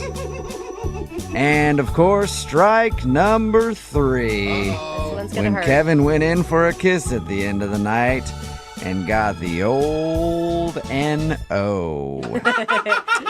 He went in for a kiss and she said no. And Kevin, of course, thinks he's not getting a call back because his date went so bad. Now, are you sure after listening to that play-by-play that you maybe shouldn't just chalk this game up to a loss and move on? Why not take a risk? No, right? You liked her that much. Yeah, it was fun. That's right. Sometimes in life you strike out and then you just have to get right back up there and swing again. Am I right, Kevin? Sounds good. All right, let's hope you don't get sent back down to the minor leagues. All right, you ready? Let's do it. He's like, yes, I've been ready for a long time, and I want you all to shut up already. Yeah, I'm glad you said it, not me. All right, here we go, Kevin.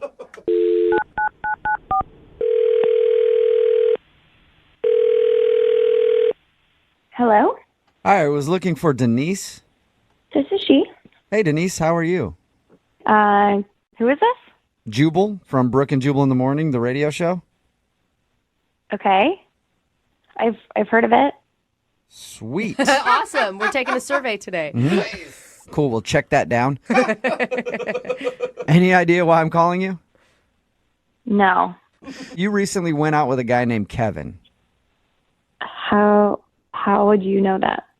I know that because Kevin actually emailed us and told us a little bit about your date. What? And then asked if we could call you to find out why you don't want to go out with him again.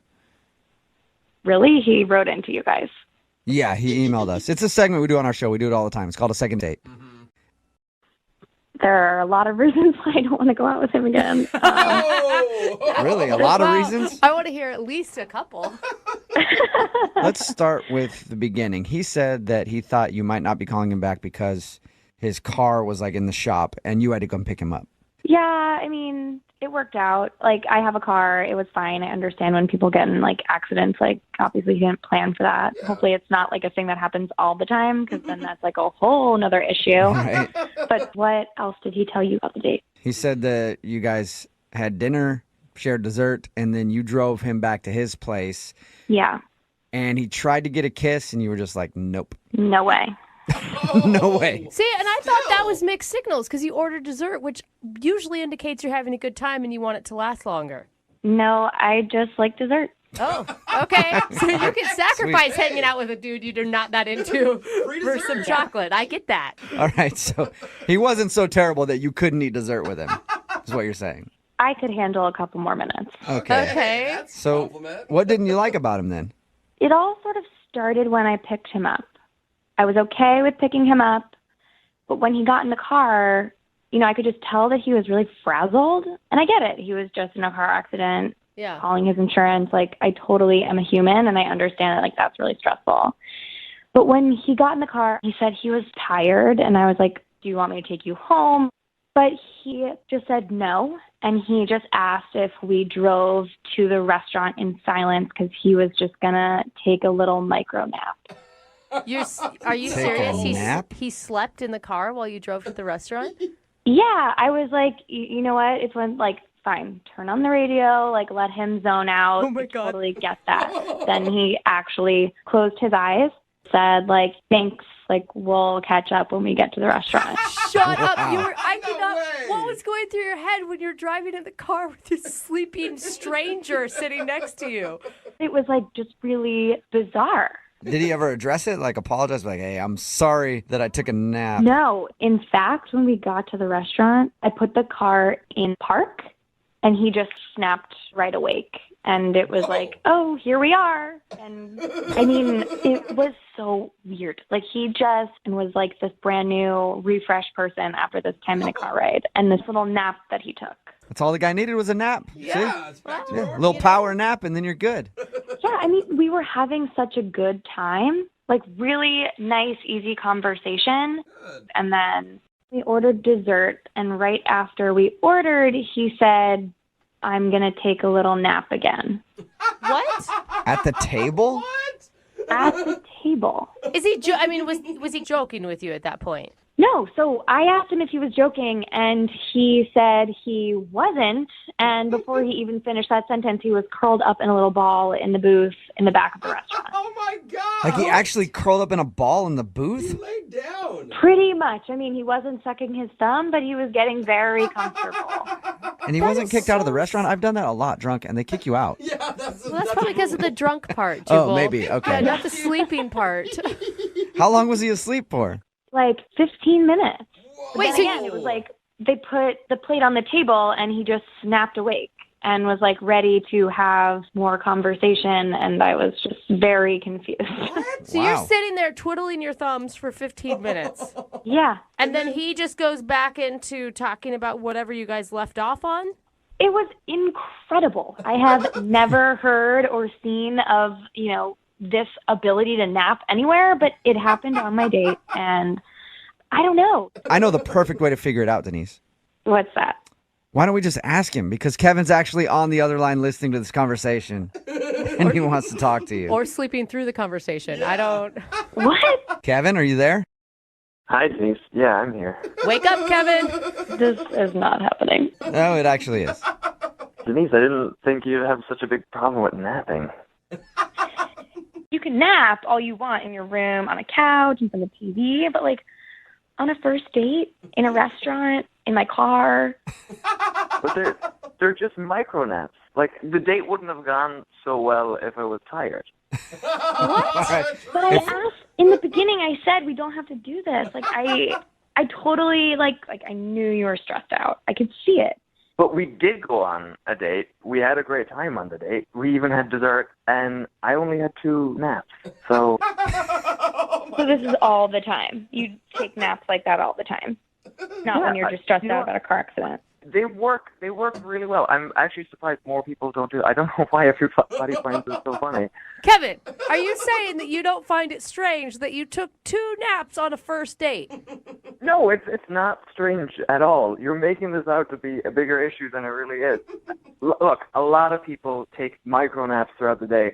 A lot of Japanese people take naps throughout the day. I take naps. Yeah, I get that, but I don't curl up in a restaurant booth with a girl I'm trying to impress while I'm eating dinner with her. Well, see, okay, that's what you're not getting. I couldn't impress her with such a great date without taking that nap. You didn't impress me by taking those naps either. Okay, look, I feel like I'm on trial here for taking a nap, okay? Kevin, you're not on trial for taking a nap. You're not. You're on trial for taking 2 naps. Yeah. On your first date. It is kind of strange. Look, I've listened to you on the radio, and you are kind of strange, so why is this my problem? That is very true. Very true. I'm still confused. Do you have like a sleeping disorder or something, Kevin?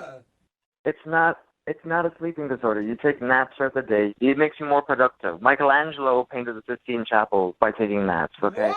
He did? Yeah. Yeah. Okay, Kevin, but I doubt that he took naps while he was on a first date with a girl.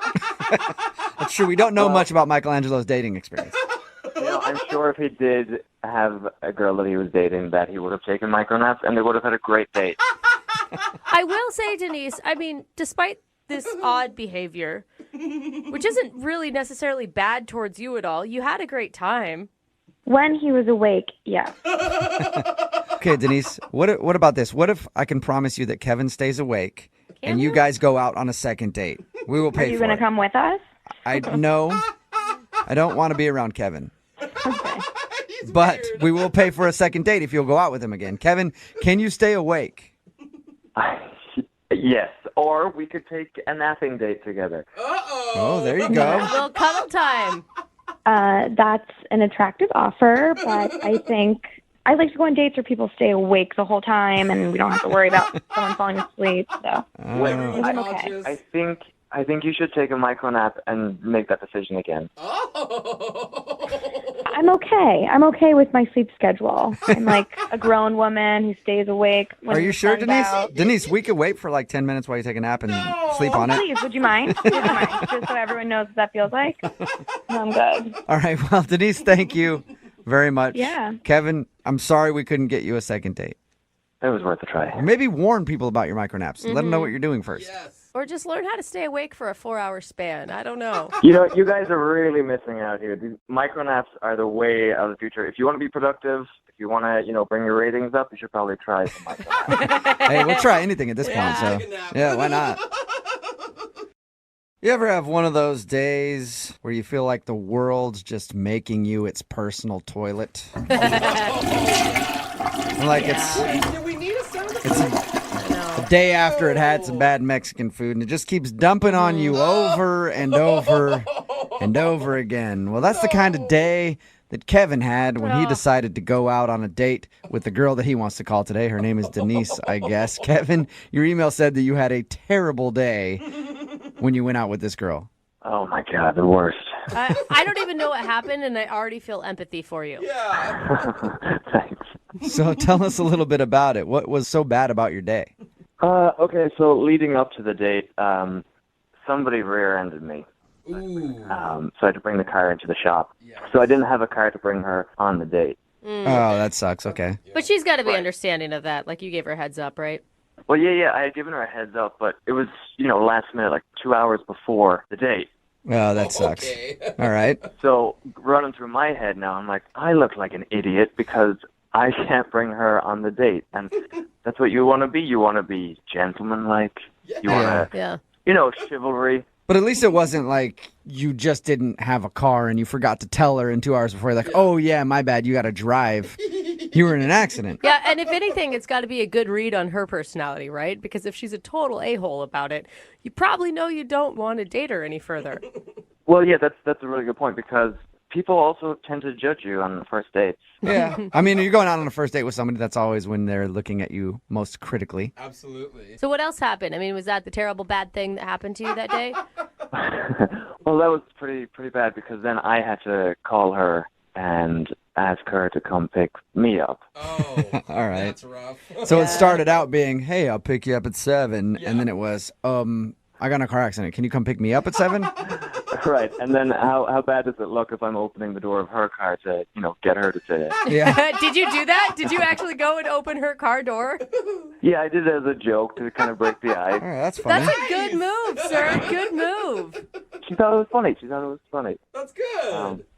So we get to the restaurant, and then to make my day even worse, they didn't have my reservation on file. Oh, Are you? that sucks. Because now it looks like you didn't even make a reservation. I know. So it looks even worse on my behalf because here I am trying to be really organized for this date, and she's kind of looking at me as if to say, who is this guy? Yeah. I would start to not believe any of your story at this point. Like, Yeah, that's exactly what I thought she was thinking. You kind of look at somebody's face and you see their eyes kind of drifting to the side, like, oh my God. Okay, sure, your car's in the shop. Yeah, all right, sure, you made a reservation. oh, look at that. What's next? You forgot your credit card and she has to pay. Imagine that. No, I had my credit card with me, so it was fine. Okay, good. I'm glad we at least got that worked out. Where'd you guys end up eating? Did you go somewhere else? Well, no, we actually got to stay at that restaurant because they had a space at the back of the restaurant right by the kitchen. Oh, one of the good tables. Yeah, So how was dinner once you finally got in there? It was actually really good. Yeah, we had a great time. We had just talked the entire time. We kind of put our cell phones to the side. You know how you stack your cell phones so that the first person to answer a cell phone typically pays for the meal? That's what we were kind of joking about. Oh, I've never played that game. That sounds fun. Oh, yeah, it's really efficient. It gets people off their phones really quick. Yeah, I bet. So wait, you were actually going to make her pay if she answered a text message before you? And Well, you're the one that asked her out? I was going to pay anyway, but it was just kind of incentive for us to really keep communication. Like a fun icebreaker, sort of. That sounds good. Yeah. So we finished the meal, we get to dessert, and we actually had dessert, which is a great sign on a date because that means, you can just talk over dessert. You never want to eat dessert fast. You don't want to be that person. No, it means that she wants to stay longer and actually talk to you because if she's having a horrible time, she's not going to order dessert. Yeah, let's get the check. Right. Exactly. So afterwards, we paid the bill, and she drives me home. Yep, that's right. Oh, she had to drive because you didn't have your car. Yeah. So did you guys kiss or anything? Was she a gentlewoman and walked you to the door? Well, here's the thing. I had joked. I was like, hey, do you want to walk me to the door? And she didn't. And she didn't? She turned you down? What'd she say? She was like, no, I'm good. So I was like, okay. So I tried to wrap the night up quickly, and I leaned in for a kiss, and she was like, maybe next time.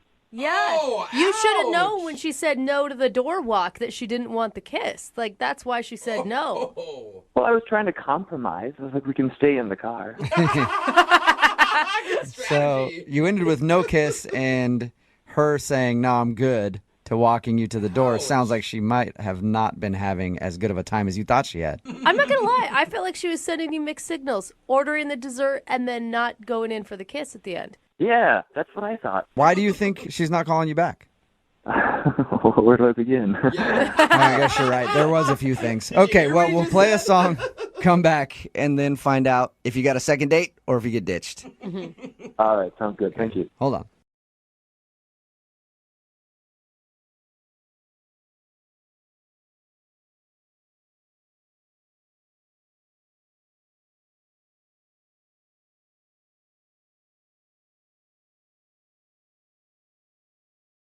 If you're just tuning in for the second date, we're on the phone with a guy named Kurt.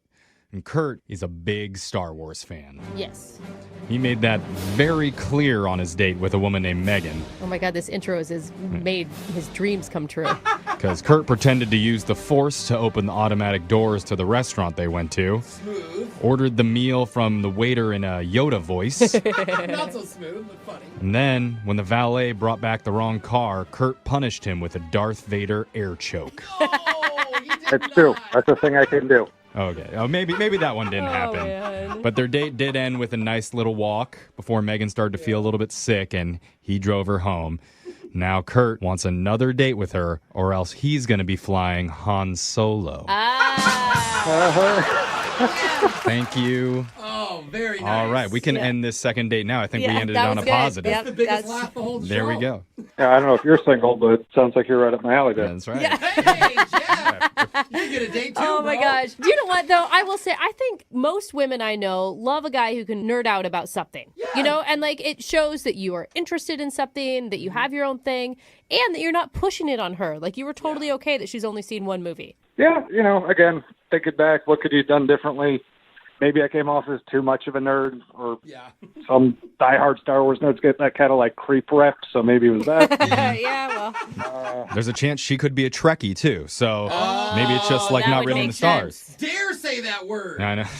I mean, I don't want the second date if that is the case. All right. Okay. All right. Yeah, I don't blame you. He's a true Star Wars fan. Yeah, well, let's call Megan right now and get your second date, okay? All right, man. Just use the force, please.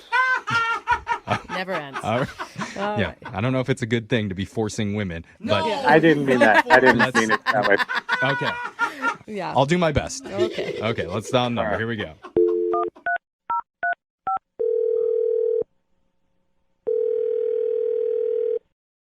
Hello, Hi, can I speak to Megan, please? this is. Hey, Megan. My name's Jeffrey from the radio show Brooke and Jeffrey in the Morning. You have a second to talk? Sure. If you don't want to, you don't have to. She said yes. Just go with it. I didn't get the sense that she really wanted to. Oh, okay. She doesn't. Why are you guys calling? Hi, Megan. Okay, I'm calling you because we're doing something on our show right now called a second date. Have you ever heard of that before? No. Really fun. That's fine. It's basically where if you go out on a date with someone and afterwards they're not calling you back, you can reach out to our show and we'll call that person to try and figure out the reason why. Okay. All right, and so somebody emailed us about you, and his name's Kurt.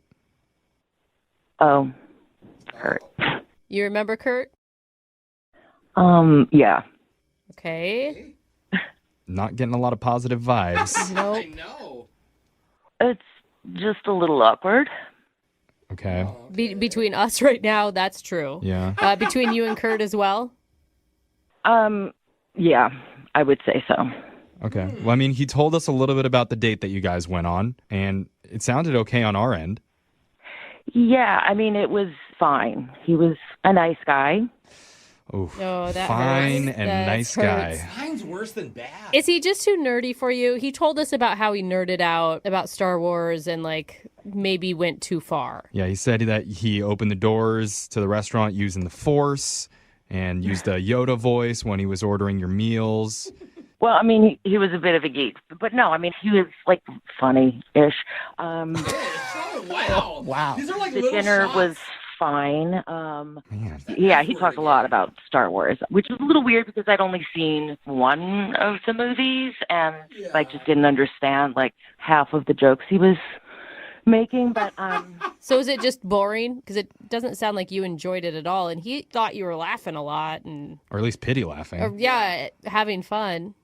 well, when he ordered dinner, he actually did it in a Yoda voice, which was sort of embarrassing, but it was really funny. Like the waiter laughed. He was like, eggplant parmesan. It was just cute, funny. I sound like a Muppet. I can't do the Yoda. Oh, it's okay. That's okay. That's a positive. Yeah, Yoda's universally loved, so Yeah. Yeah. that won you over. Okay, what was it, though, that really turned you off about him? Well, you know, he was sweet. He was funny, a little bit of a geek.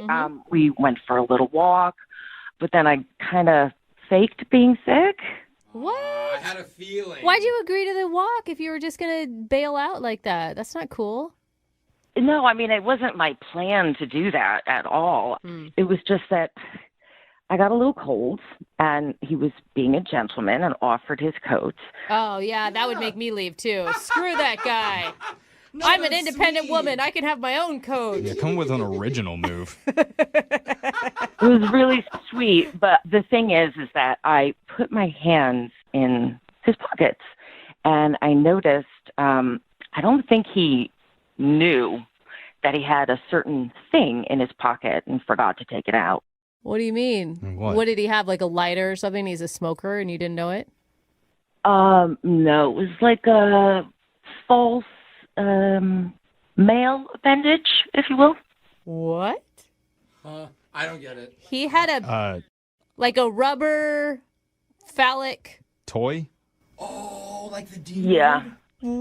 Oh, I just got it. He had one in his pocket? Wow, how small was his Yeah. pocket? Or big? Never mind, it doesn't matter. Oh my gosh! Wow. Size matters. Size matters. Okay. Wait, you kind of touched his junk. No, well, I mean, really?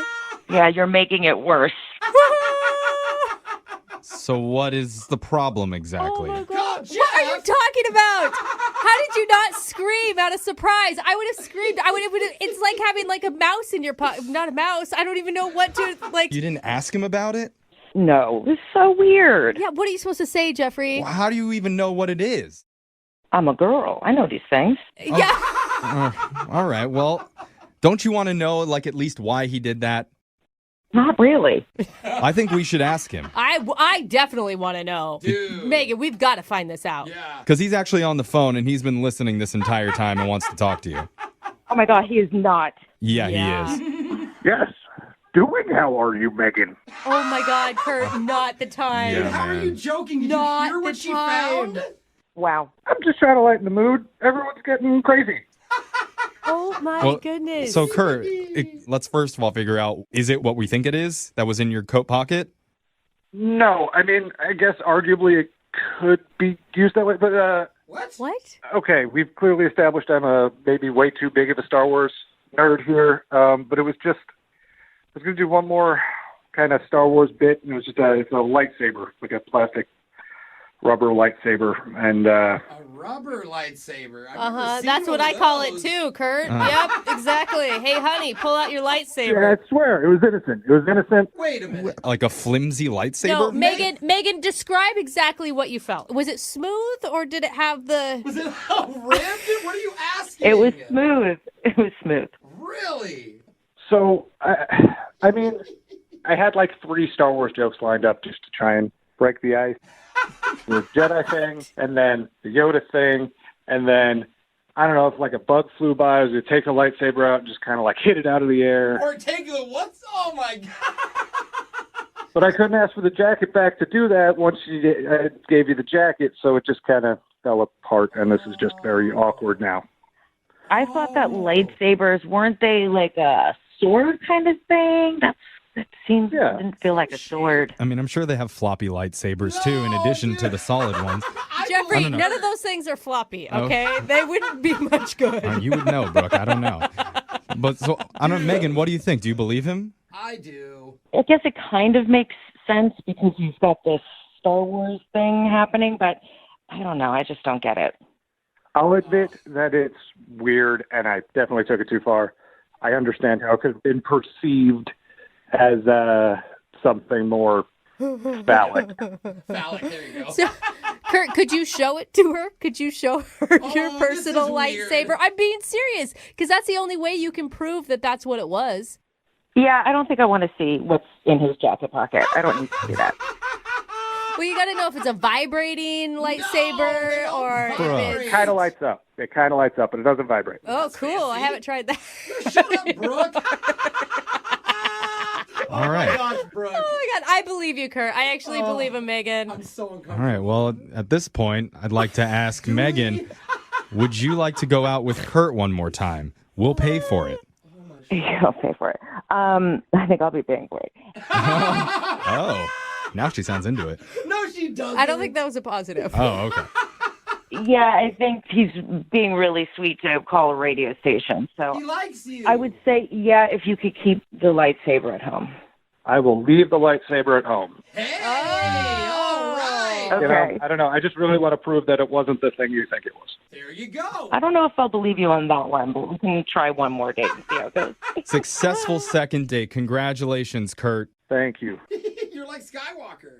You know, maybe I can use the exhaust port. Oh my god! I don't want What to know does what that that means. mean? Oh my god! You said Death Star. Keep your exhaust port Yeah. closed. Kurt, you're freakier than I thought. Yeah. I like it. We've all had that one person in our life who we've had a secret crush on for years. Oh, is this where you confess your love for me? Well, Is no. that what you're going to do? Never. And Jeffrey, I don't feel the same. Never, Brooke. Why Okay. would you do that? Well, for whatever reason, you never asked them out. Maybe it was your childhood babysitter who always had a boyfriend. Your sexy radio co-host. Or your mail carrier taunting you every morning with those little blue shorts. Those calves in those shorts, I'm telling you. Or maybe you've always had a secret thing for your mother-in-law. What? Oh really? Why does she keep refilling my wine glass on Thanksgiving? I think she's trying to send me a message. All right. We've I- parted ways now, Jeffrey. I'm not seeing eye to eye any longer. I can put my own napkin on my lap, but if you really want to... Well, we've got a guy on the phone who's had a secret crush for a while now, and he finally made it happen. His name's Kurt. What's up, Kurt? Hey guys, how you doing? Oh, I love secret crushes. Yeah. Wait, so how long did it take between crushing and asking her out? What's our time period here? I mean, we had hung out with friends and stuff, maybe only once or twice. Okay. She was with someone, like she was in a relationship. And then I found out she broke up with her ex, and then I only gave it about a week. Nice. And what's her name? Megan. All right. So you asked her out? Yeah, so I asked her out. I had talked to a couple of our mutual friends to see if she was, like, broken up about the breakup. And they said she was fine, so I decided to just go for it. And what were you feeling? How'd you do it? I just cold call. Cold call. I take it you work in sales. Okay. Like a telemarketing call? Yeah. Yeah, I just wanted to see how she was doing, if she was needed emotional support or whatever. And Oh my God. That usually works. That's how I got my husband. I said, yeah. I was like, oh, do you need a friend to talk to? Is that a Yeah. strategy people use? Yeah, catch them in their low moments. Yeah. I didn't know that. Hey, worked for me. Mhm. Hey. All right. So that gives me hope. That's a good sign, I guess. But, That's good. You could marry So this yeah, I girl. asked her out, and we set up plans for dinner. That's awesome. Awesome. So how'd the date go? I mean, I think the date went pretty well. Like, when I picked her up, she looked great, and we laughed a whole bunch. Uh-huh. I mean, there's some things in hindsight that maybe I could have done differently. Name one of them. The restaurant we went to, it had automatic doors. So when we got there, I kind of did, like, the Jedi thing to try and open them. Nice. I've done that a lot of times. Was she impressed? She kind of laughed, but maybe thinking back, it was more like a pity laugh. Oh, come on. That's funny. I mean, that's a dad joke thing. It Like, is, though. that deserves a pity laugh. Yeah. I mean, I'm not gonna lie, I'm a pretty big Star Wars nerd, so like I brought it up a good amount of times. Wait, you brought up Star Wars or the joke you did? Did you just keep talking about how funny Star you were? Wars. I did other Star Wars jokes on top of the Jedi thing. This is, I think, where we're getting to the problem. What else did you do? I ordered in like a Yoda voice. Oh no. Okay. There we go. Okay, when you said a couple of jokes, I mean- this sounds like the entire night. Full character? Yeah, can we hear it? I was like, chicken parm I will get. Pretty good. Yeah, actually, I'm impressed. I mean, if she's not impressed with that, then you should be dumping her. No, come on. Why were you doing that? Were you nervous? Like, why were you doing that? On a date, like, I think it is important to put yourself out there and show who you are, and that's a big part of who I am. Man, that's good, honestly. It's a really good point. Yeah. I mean, has she seen the movies? Like, did she know? She had seen one of the movies, the newer movies. And look at, you're open-minded enough to want to go out with her again. Oh, I figured maybe we could watch it together, like bond over it, see how that goes. Oh, that's good. You can show her the first ones. Yeah, and the night didn't end at the restaurant. Like, we went for a walk afterwards and talked, and we're having a good time. Okay. Good. I was trying to actually tell her what movies to watch and what order and all that. And at one point she got cold. I gave her my jacket. She seemed to appreciate that. Very gentlemanly. Very Jedi-like. Very Jedi-like. Force is strong with this one. So she didn't seem turned off by the nonstop Star Wars conversations. No, I mean, in hindsight, again, maybe I was a little heavy-handed on it, but overall, it didn't seem to deter anything overall. Like I said, we kept going, and if the Yoda thing wasn't the peak, then, you know. Right. It would have ended Right. at dinner, for sure. Well, and you guys Yeah. had some romantic moments. Like, a guy giving your coat is, like, pretty, it's as cute as it gets. How did it end? Well, so midway through the walk, she started saying she wasn't feeling good. Oh. And I said, okay, let's go back to the car. You know, something she ate at the restaurant or whatever wasn't sitting right with her. I don't know. But, you know, the ride home, we didn't really talk. And when we got there, I asked if she wanted me to walk her in, and she said no. She said thanks for a lovely evening, and that was it. So I've texted to see how she's feeling and left voicemails. I've talked to friends. A few friends said they saw her and thought she looked fine. So Yeah, okay. She turned to the dark side. yeah, maybe. Makes sense now. Yeah. Yeah. I wonder what it was, though. Like, I don't know. That's why I'm calling you guys. So okay. Well, normally this is the time where I'd say we'd play a song and come back, but maybe, Jose, can you do it in a Yoda voice? Oh, I would love to. Play a song, we will. Be right back. Back right be. Back before you know. Okay, I'm really not good at this. Okay, yeah, now I understand why she's not calling you back. Kurt. We'll play a song, come back and get your second date, okay? Yeah, that's what I wanted to say. All right, hold on.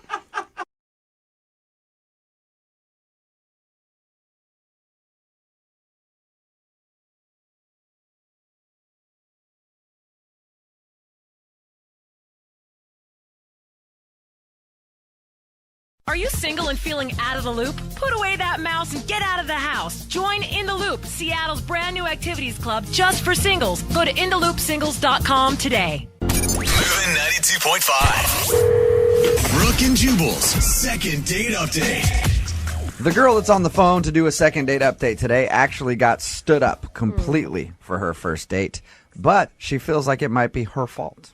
Really? Yeah, normally when somebody gets stood up, they're angry at the other person. They're like, I just want to get them on the phone so I can yell at them. Yeah. But she feels like she might have actually screwed up and maybe understands why this guy didn't show up for her date. Amy, how are you? Hi, guys. I'm okay. First of all, did he just stand you up completely? Yeah, I mean, that's pretty much it. I waited at the bar and waited, and I never saw anyone. I didn't hear from him. That's like the worst feeling ever. How long did you wait? Well, I was there for like 30 minutes when I started to wonder if I should maybe like text or call, and then right around 45 minutes, I'm kind of patient, I guess. Yeah. And I texted him and didn't hear anything back, and then I called him. And no answer to that either? What? Yeah, so I probably waited about an hour total. Okay, and how did you meet this guy? I met him online. Okay, and how long had you been talking before you decided to meet up? We were chatting for like 2 weeks, and we had pretty lengthy conversations. And I really felt like I knew this guy and, knew a lot about him. And, I mean, I don't know if any of you have done online dating, but it's pretty clear, the guys that are just looking for one thing, and they pretty much get to the point really quick. I mean, most guys aren't going to spend 2 weeks figuring out who you are and what you like. Unless they're good at it. And then you'll have no idea that that's all they want. So you just made plans to meet at this bar, and then you're waiting there for like 45 minutes. And what's going through your mind while you're waiting for him? Well, a lot of things. I know that he lives like 25 minutes away, so that was one of the things I thought, well, maybe he's stuck in traffic. So I gave it a little while. Because if he lived right down the street and he was 45 minutes late, you'd be like, all right, he's definitely standing me up. So you thought maybe it was a traffic issue? Yeah, so I texted him initially and just was like, is everything okay? And I didn't hear anything back. And so then I thought, well, maybe he's in an accident or something. And that's the kind of the point where you like start to not necessarily hope that he's in an accident, but like maybe not like a bad accident where he's injured, but I hope maybe he got like a little bit of an accident so that he's not standing me up. Right. So your email did say though that you feel like it might be your fault that he stood you up, and why is that? You never really actually explained it. Yeah. So I told like a tiny, tiny white lie on the dating profile. Okay. What was your white lie? I'm 32, and I said that I was 25. That's a big difference there. You lied about your age. 7 years, that is a big age difference, Amy. I mean, you know how it is. Guys want younger women, and at the time, it seems like the right thing to do. And did you ever come clean about this?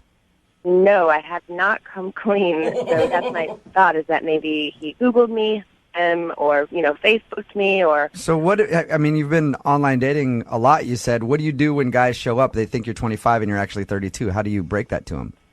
I mean, I don't think that I look that much different than I did. I was using a picture from a few years ago, but I really don't think that I look that different. Amy, you were catfishing him. Here's the deal: is once you hit the 30 mark, you get less messages from people. People are just not as interested. And so, putting that I'm 25, I simply get more messages and more people are willing to look at me and then potentially... Amy, I know where you're coming from. Look, if I were to do online dating, all right, I never have, but if I were, my profile picture would be Mario Lopez. It's really similar. So I can understand where you're coming from. You want to make yourself seem a little more attractive. And this is the only thing that you can think of, is that maybe he found out your real age. Exactly. So are you wanting to call and apologize and see if you can make good with that? Well, I honestly just want to find out what it is, why he stood me up. All right. We'll play a song, come back, call him, and get your second date update, okay? Okay. All right, hang on. Moving 92.5. Brooke and Jubal in the mornings. Second date update. Amy is on the phone with us, and she wants to call a guy named Craig today because Craig stood her up for her date.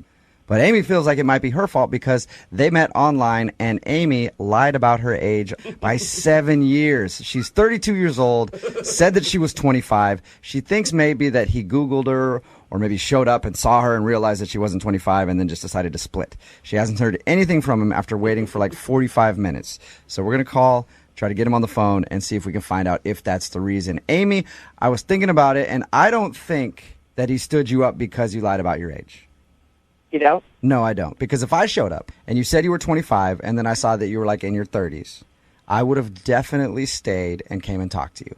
Whoa. Because it's probably a sure thing.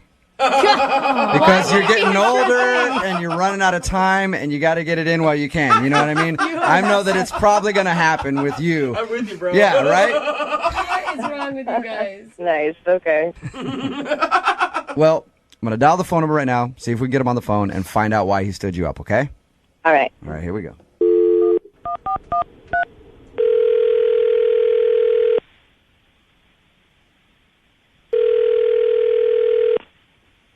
Hello?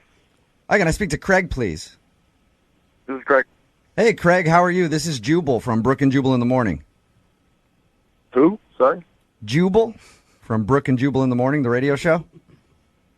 Hi. Hi, how are you? Fine. Sorry, why are you calling? I'm calling because you recently sort of went out on a date with a listener of ours, and they wanted us to get a hold of you. Oh. And I say sort of went out on a date because you never actually showed up to the date. You're talking about Amy? Yes.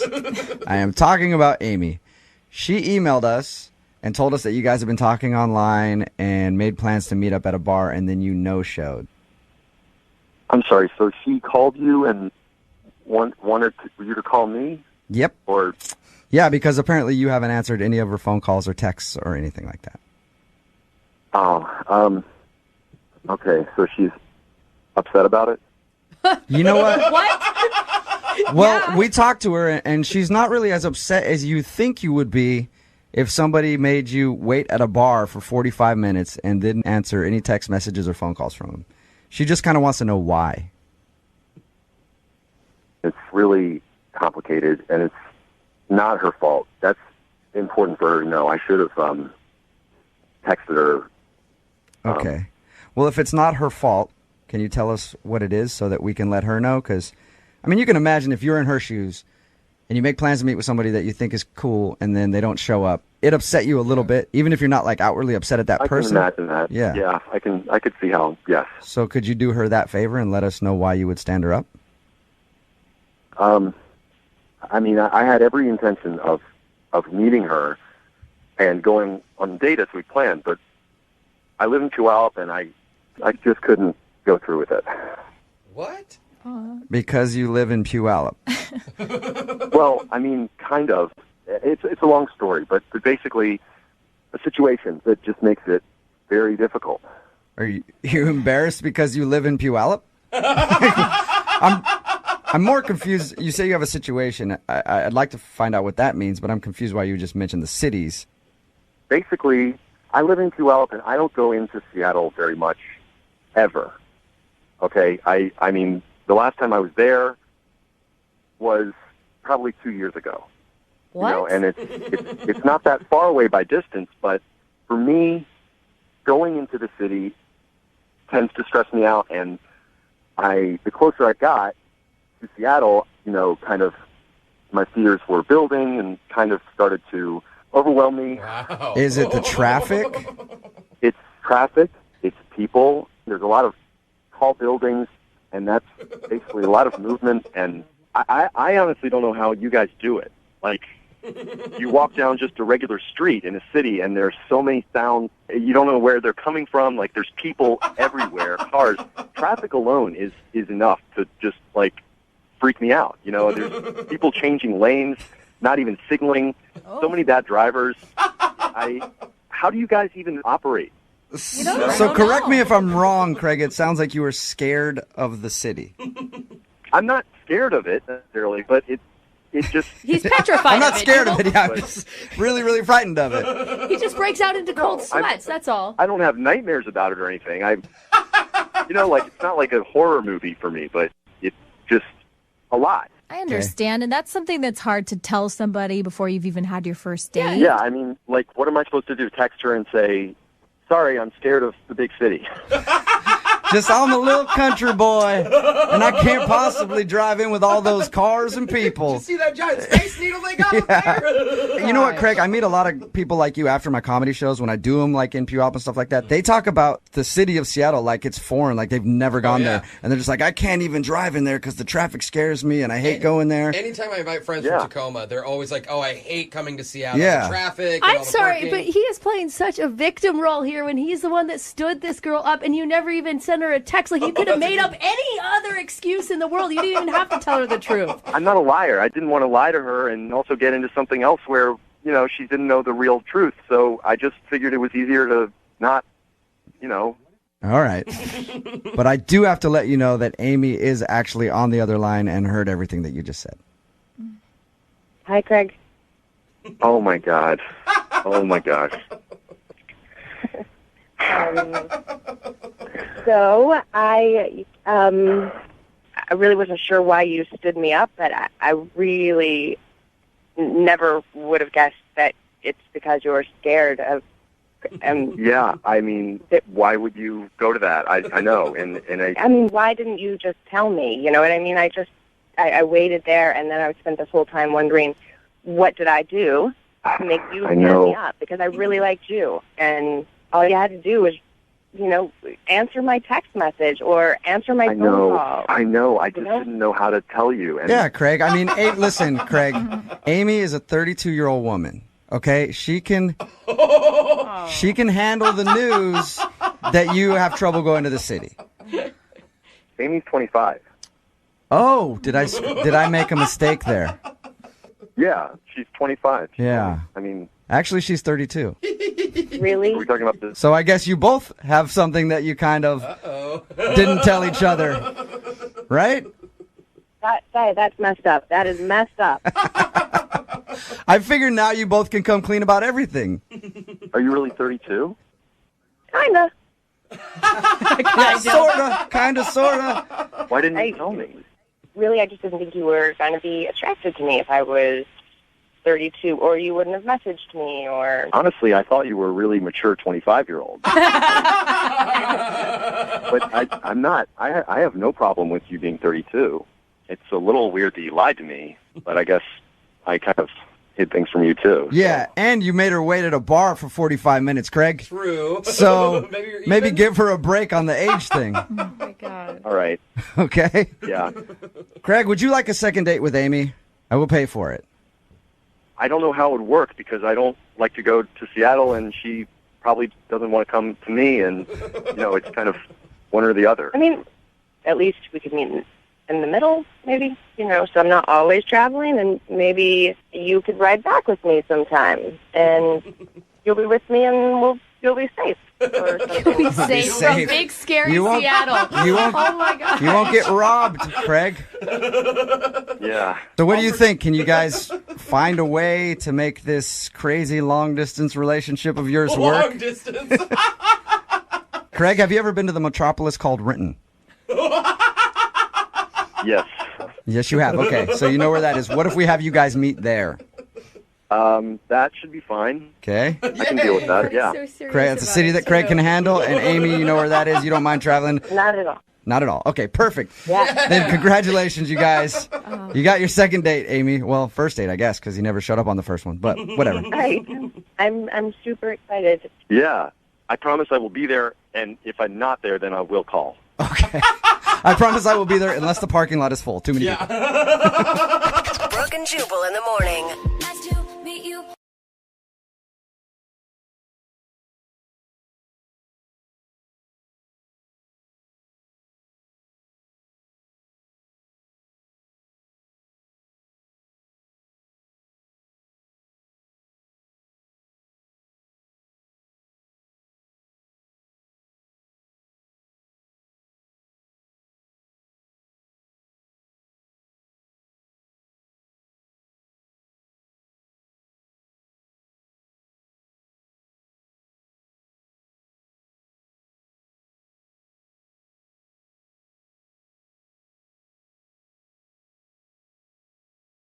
This is the first date I can think of in a while where the police actually got involved. What? Oh, no. I know. That's not good. Well, I know personally I deal with a lot of men in uniform. I bet so you do. I'm kind of curious about this situation, if it was more of a confrontational police thing or more of a mutually agreed upon police guy with a boombox breaking into a room and doing a dance sort of situation, because that's the bad boy that I'm thinking of. I mean, it's the bad boy I want too, but it's probably not when Maybe- people say police. Maybe I'm wrong here, but let's ask Lauren, who's emailed us for help today. What's up, Lauren? Hi, guys. Did the police officer have rip-away pants? Oh, my God, no. It's too bad. It's too bad, Lauren. Give us a little clarity here. Tell us about the guy that you went out with. What's his name? His name is Cameron. Okay, and is Cameron the cop? No, he is not the cop. He was, in fact, my date who got the cops called on him. Whoa. Okay, wait, hold on. Yeah. How do you know Cameron? Where'd you meet him? I met Cameron on Bumble. Wait, I mean, it couldn't have been that bad if you're calling for a second date. Yeah. That's true. Well, so I'm just kind of worried about Cameron. I guess I just have to Okay, tell yeah. you. Tell us what happened Okay. when you and Cameron met. Yes, because this sounds juicy. I like it.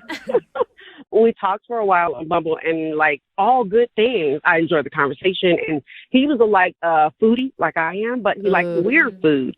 So we were talking about it, and I was like, "Hey, I like weird stuff like chocolate covered potatoes. Not too weird." That's not weird. That's good food. I have never had a chocolate-covered potato chip, and I want one right now. Really I haven't either. Yeah. Really? Because salty and sweet together. Oh, yeah, it's good. Exactly. So what did you do? Did you go to the fair for your date? No, we didn't go to the fair, but we did the next best thing. We went to a weird restaurant who gave us salty and sweet combos, Ooh, nice. That's kind of fun. All right. I mean, it's cool, too, because you have a shared interest. You're both really into food. So there's obviously probably something to talk about when you're at the table. Always good to have some common ground. Just what you're eating? Yeah. So Yeah, I don't know. It's really interesting to people who are into food. I'm into it. I love it. I'm like, oh, can you taste the texture and this and the contrast and stuff? All right. So what was it like when you met him? Well, when I met him, he looked nice. Like he was better than online. Like he was a little bit more built. Like his arms were bigger. Well, isn't that a little? Go. It's a little salty, sweet surprise for you right there. I think more guys should post bad pics of themselves. So then when you show up to the date, you No, look hotter. it's already hard to find some to swipe to. Don't do that. Okay. Well, that's good. So you're off to a good start even before you even talk. Yeah. Yeah, and so we ordered, and Good. I just thought that it was really nice of him, but I wanted to get up and wash my hands, so I had to get up and leave the table. Okay, that seems pretty normal. I don't even know why that's part of the... Well, here's the reason why I'm telling you that I did that. Okay. Because when I came back, it was like a movie. What do you mean? Cameron was fist fighting the waiter. What? Wait, he was he was in a physical fight with your waiter. Like throwing bows and arms and stuff like that. And just like before I got to the table, Cameron decked the waiter, real life, hits him in the face. Oh my God. I told you I wanted a lemon in my water. Oh my God, what were you doing? what what was going through your mind? Did you turn on Instagram Live? Yeah, world star. Jeffrey. I didn't even think to touch my phone or anything. I just was trying to get up and rush out. And Cameron at the same time is telling me that we have to leave, but the managers and the supervisor saying we're going to call the police. Yeah. Yeah. And are you telling Cameron there's no we? There's no we. I'm going on my own. Right. That's exactly what I tell him. As we're rushing out of the restaurant, I'm telling him, he's like, come on, follow me. We got to go this way. But I'm not sure what he did or where he's going. This is our first date. I was just like, oh my gosh, I don't know what's happening. If it was him who started it, them who started it. I just know the police is on the way. Well, That's crazy. Well, what do you think happened? That's what I asked him when we were outside and when everything was going on. And I'm saying, Cameron, I need to know what's going on. What did you do? What's going on? And he just he didn't even answer me. Just come this way. Oh, he's trying to run? Did you follow him? No, I did not go with him. I went the other way, hopped in an Uber, and went my own way. Okay, Why are you on the phone with us? Why do you want to call him again? Yeah, I'm confused. Well, I mean, I'm partially wanting to find out what happened to him because, since I hit him up and be like, hey, are you okay? Did you get caught by the cops? I never got a response from him. Well, you never know. He could have been defending your honor. The guy could have said something about you, and he was a stand-up gentleman. It's possible. Like that's such old school way of thinking. Oh, really, Brooke? You want to fight him? Yeah. Stand up for the show's honor right now. I mean, I'm just saying, you don't need anyone to defend your honor. Am I right? No, not that way. Not when your cops are being called. Yeah. I mean, I don't want to go to jail for that. So you have reached out to him via text or via phone call, and he's not answering you. I have. I've done both just to see, he was like I said, in jail or what. Yeah. So it's just out of general concern to be like, hey, what happened? Because, I don't know the story. I don't know what happened. I don't know why. And you're hoping, I mean, let's be honest, you're hoping it's something forgivable so you can go out again. Because he was really cute. Okay. I'm hoping that it was just a misunderstanding or something. Dude, this is cool. This is like the people's court. Yeah, well, I want to know what happened. We're gonna put you on hold, play a song, and then we're gonna call that bad boy for you, Lauren. Yeah. We're gonna call up Cameron and ask him, what did you do, you naughty boy? Okay. Okay, hold on. We're gonna do it right after this. You want a first date packed with drama?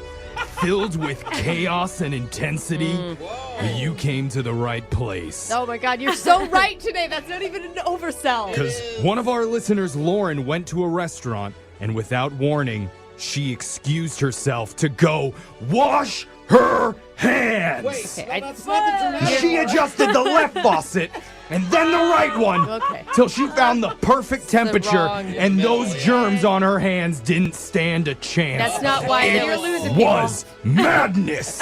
You are having a hard time reading the storyline. And then, when she finally came out of the bathroom, she found her date Cameron fist fighting their waiter. You just threw that in at the end. And the cops were called, and afterwards Cameron tried to convince her to run down the street with him.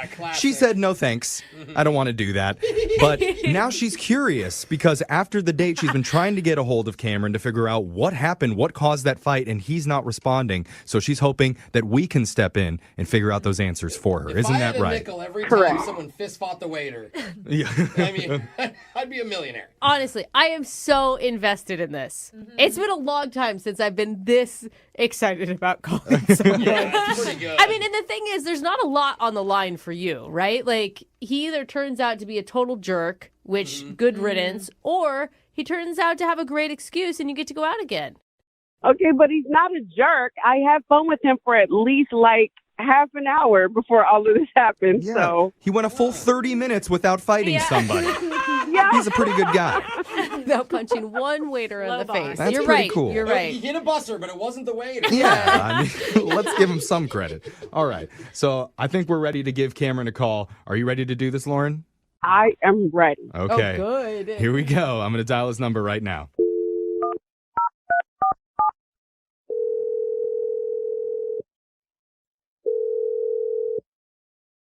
Hello? Hey, I'm looking for Cameron. Who's calling? My name's Jeff from the radio show Brooke and Jeffrey in the Morning, otherwise known as Detective Garcia. Oh, God. Stop it. Okay. I'd like to ask you a few questions, sir, if you have a moment. Radio detective? I don't really have a lot of time now. Yeah. Okay. Well, He's not laughing. I'll make this quick. We were told that you went on a date recently with a woman named Lauren. Is that true? You're a detective? That's right. You want to know if I went on a date? What kind of detective are you? I'm a detective of love. I'm trying to get to the bottom of this case. detective. We're a radio show. You're going to get arrested for impersonating a police officer. I am a real officer of romance. You are an officer of romance. All right, Lieutenant. Look, Cameron, we're doing something called a second date, okay? Okay. It's where if one of our listeners goes out with someone and afterwards, if that person isn't calling them back, they can email us to reach out for them to help them figure out what's really going on. And so Lauren went out with you. She had a pretty good time with you up until some chaos ensued. And she's been having a hard time getting a hold of you afterwards, and she's worried. I like Lauren, but it was just a bad night. I really don't want to talk about that night. Okay. Well, no, she agrees it was a bad night, but when she was talking about you, she had glowing things to say about how handsome you were and how nice you were. Well, if Lauren thinks so, then that's true.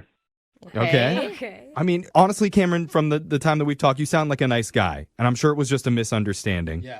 You're right. It was a misunderstanding. Okay. Okay, good.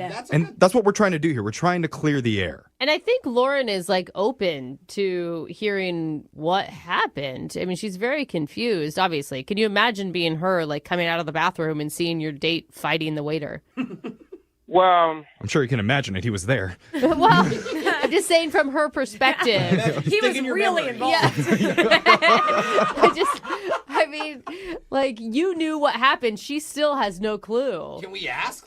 And she wants to forgive you. She wants to, see you again and move past this. but if I tell you guys, it just makes me look bad.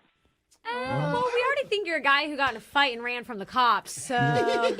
I mean, help us understand. Because I want to be on your team, especially since I heard you have huge arms. Yeah.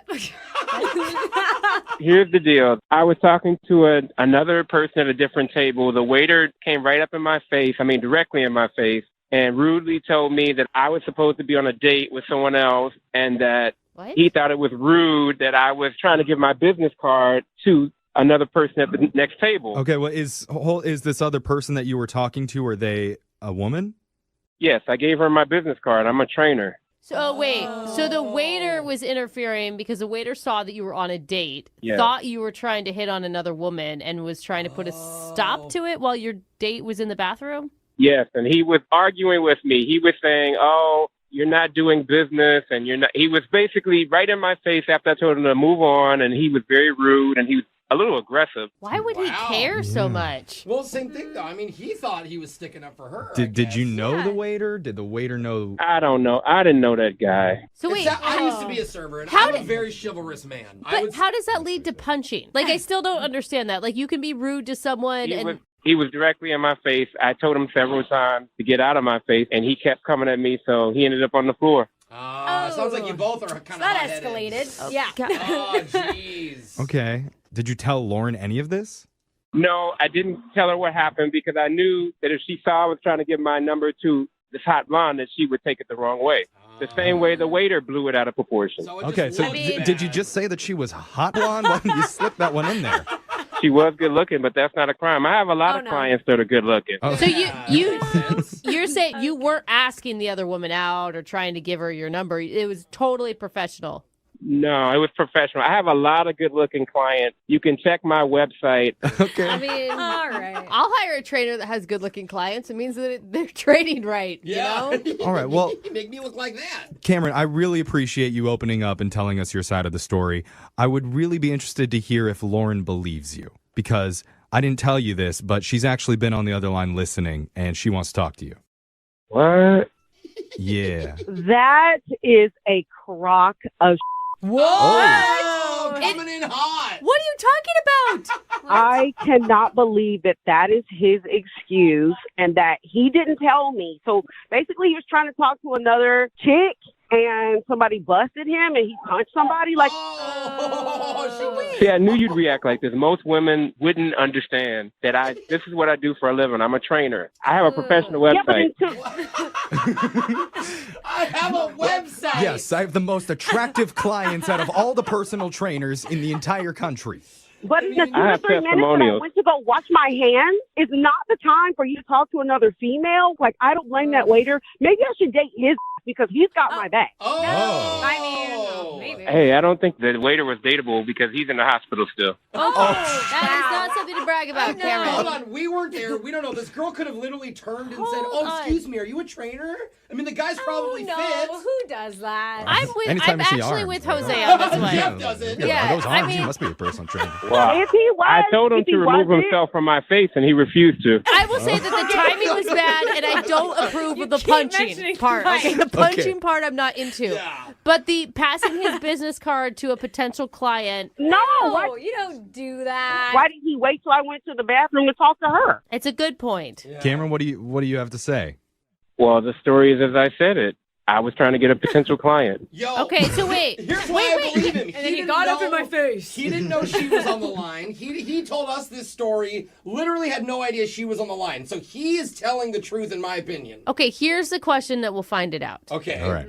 Have you contacted the hot blonde, and has it only been a professional relationship with her? Oh, good question. Absolutely not. I have not contacted the hotline, but she has hit me up 3 times. Hey! For what? For what? Exactly, because he was trying to. Oh. Hit you up for what? She wants to get training sessions. Lauren, I think you should give him another chance. I think you should believe him. Okay, I don't think we should believe him. He punched somebody and he almost made me go to jail. I wanted to see if he was going to say sorry. So what I was expecting for him to be like at least remorseful that he hit the guy. When I walked up, you were already like gonna punch him, but you've not even said anything about that. It was about a hot blonde. Get the fuck out of here, Cameron, do you want to say sorry? I'm sorry that you were offended, but I'm telling you the truth. I actually was defending myself. Okay, well, it wasn't not even an apology. Yeah, I mean, it was half of an apology. And with that said, I would love to send you two on a second date. We'll pay for it. Cameron, what do you say? I'll be happy to go out on a second date.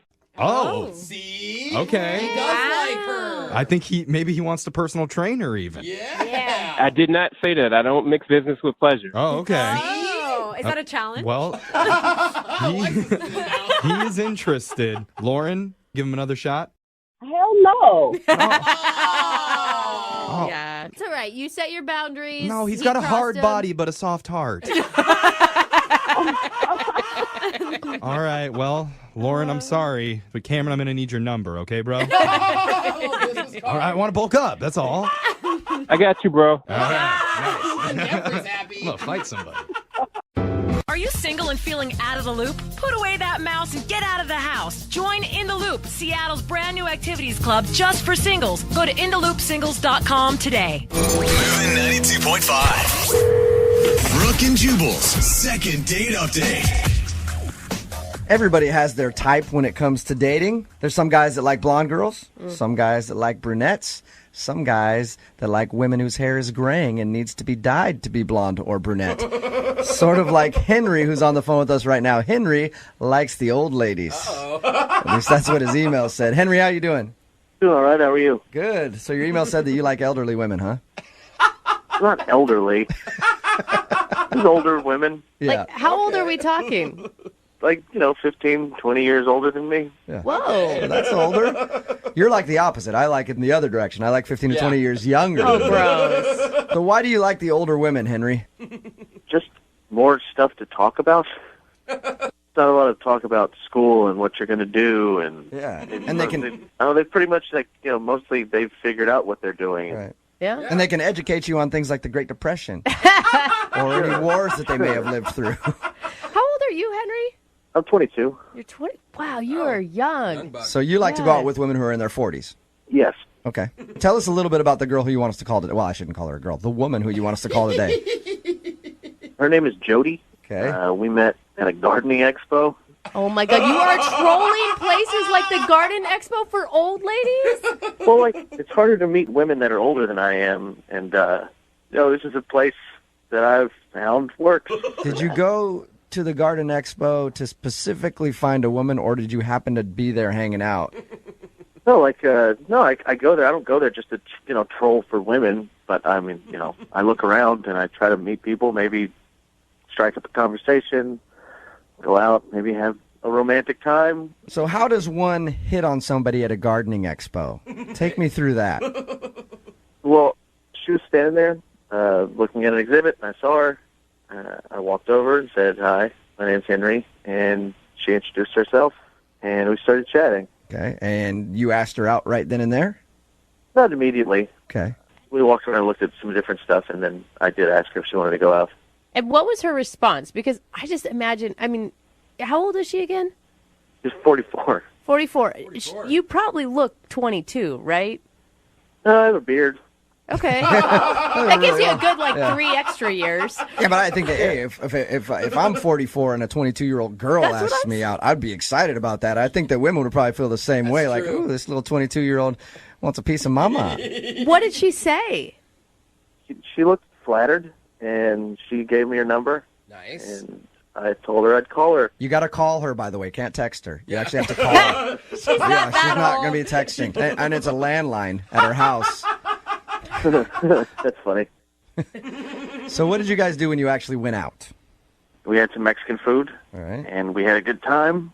Had some margaritas. How was the conversation between you two? It was good. We talked about, cooking and stuff, and travel and film. Did the age gap ever like become a issue? Not really. I mean, I kind of am into older stuff anyway, and so it works out. Okay. We went out dancing after dinner. Went to a club. Okay. A club? Yeah, we got to the club and got some drinks and danced for a long time. It was fun. It was 80s night. They were playing a lot of 80s songs. Music from her youth, at least. Come on. Was there chemistry between you guys? You know, it's funny because I thought she might be uncomfortable because there were so many people so much younger than her there, but she seemed super into it and like just kind of in her element. Yeah, that's what I was going to ask you. If you took her to like a club with it was a bunch of 22-year-olds and then like she was one of the oldest people there, or It was a lot of young, like a lot of people my age, I guess. okay, and she seemed to enjoy herself. Oh yeah, she may have been having more fun than I was. All right. Had it been like 2 decades since she's been out to a club? I mean, maybe. She seemed to be having a blast and like super excited that this was happening. We're talking about her like she's an 80-year-old I woman. know. She's She's in her 40. 40s. I mean, she's gonna break a hip on the dance floor or something like that. I mean, yeah. All right. So anyway, it seems like you had a good time, and you can't understand why she's not calling you back. Yeah, and it's just hard to meet quality women like this, so I appreciate the help. All right. Well, we'll play a song, come back, call her, and get your second date update. Okay? Okay. All right. Hang on. Moving 92.5. Brooke and Jubal in the mornings. Second date update. If you're just joining us for today's second date update, Henry is on the phone. Henry has very specific taste in ladies. He likes them aged like a fine wine. He likes the old ones. He likes them to be about 20 years older than he is. He's 22, and he wants us to call a girl today who is 44. They ended up meeting at a gardening expo because that's where he goes to meet his women. They ended up going to dinner, out to a club, says that they had a great time and can't figure out why she's not calling him back. And Henry, I never asked you this when I talked to you just a second ago, but I'm curious because I have a buddy who actually does this. He loves to date women that are in their 40s, even 50s, because he says that they're easy. Is that why you do this? No, not at all. No? You didn't even, but he didn't even make a move on her, did you? Like, you guys didn't even kiss at the end of the night. No, we didn't, just other than dancing. Very close. See, and then my friend says that basically a kiss at the end of the night is like going all the way with these ladies. Like that, to them, that's a kiss.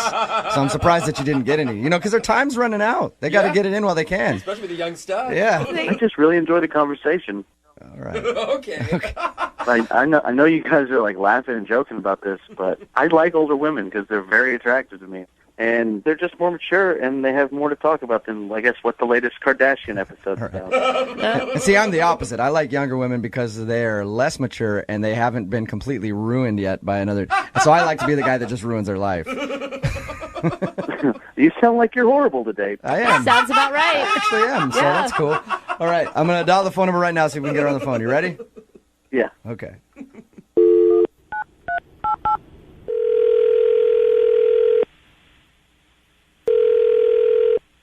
Hello, Hi, can I speak to Jody, please? this is she. Hi, Jody. How are you? This is Jubal from Brooke and Jubal in the Morning. Who? Jubal from Brooke and Jubal in the Morning, the radio show. Okay. Hi. Hi. How are you? I'm good.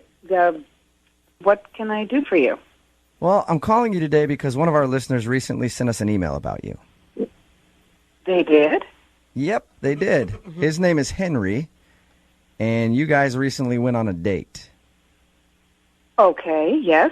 I remember Henry. Okay, well, Henry really enjoyed your time together, and he emailed us because apparently you're not calling him back, and he would love to see you again. So he asked us if we could get you on the phone and find out why. Okay. I think I was going to... I don't really understand this, so...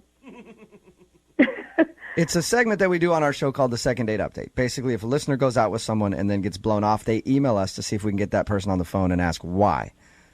So Henry thinks that you've blown him off and don't want to see him again, but he's curious to find out if you did something wrong on the date or if you just don't like him. Oh, Do you mind talking to us for a couple minutes and just telling us a little bit about your date with Henry? sure. I guess I can. Okay. So first of all, I guess tell us a little bit about Henry. Did you like him? Oh, he was very nice and sweet, and I enjoyed his company. Okay. Were you shocked when he first asked you out on a date? A little. But, he was very nice, and we seemed to have some things to talk about. So I went. Were you shocked because of his age difference? He did tell us that he's quite a bit younger than you. Yes, he is. And I was a little uncomfortable telling him my age at first because I didn't know if he thought I was younger than I am. Okay. So when he first started hitting on you, we were like, this kid doesn't know that I'm a lot older than he is. Kind of, yes. Okay. Like I said, he was a very nice man. And But you guys went out and seemed to enjoy yourself, right? I mean, was there something weird that happened in the evening to make you not want to go out with him again? Well, we were having, we were fine, but then he started. It was in the on the ride out there in the car, and it creeped me out a little bit. He was being he was complimenting me a lot. Like on the way to the restaurant, or when you guys were leaving the club? When we were, no. When we were on the way to the restaurant, he said something about me having very soft hands, like his mom's. Whoa! He did not use the phrase like. Did he actually say like his mom's? Yeah, he did. Oh, that's kind of creepy. I could see how that would be a little weird. Yeah. So was it right there where you're like, okay, I don't know if I want to hang out with this guy? Well, I mean, I thought maybe he was nervous and he was just trying to be nice, so I let it go. Then he said that I had a really sweet, very calm sort of voice, and then he also said like his mom's. Whoa! Again? So he gave you a couple compliments and then just said that you remind him of his mom. Yes. Did you All right, that's a little weird. did you approach that at all? Like, hey, do you have mom issues? I mean, I don't know if you talked about mom issues. No. I mean, I thought he was nervous. Then we had dinner and we had a nice time and we were drinking. We were at the club and we were on the dance floor and we were grinding. And he was like, "My mom doesn't do this." No way! All right. That's weird. So he kept talking. Maybe he thought it was a joke. Yeah. But, he was laughing, and I laughed, but no. Do you feel like he has some sort of weird fetishy thing going on? Oh, God, please. I hate to just ask it like that, I but... did then, yes. Yeah. I was very surprised. I mean, I'm pretty open, but I don't know about the mom. Yeah. That's a little much. I could see why. So that's why you're not calling him back and don't want to go out with him again. I've been called a cougar, but not mom. That sucks. It creeped me out enough that I think this was a one-time thing. All right. That is understandable. Jody, I should also let you know that Henry is actually on the other line listening to this conversation. Oh. Hey. Hey. You have anything to say to Jody, Henry? Oh my God. Yeah. Well, say it then, Henry. Wow, I'm trying to think about the night. Do you have like Do you remember crazy... telling her that everything she does reminds you of your mommy? I don't think I said mommy. Is that why you're dating older women, Henry? Because you have some weird mom thing happening?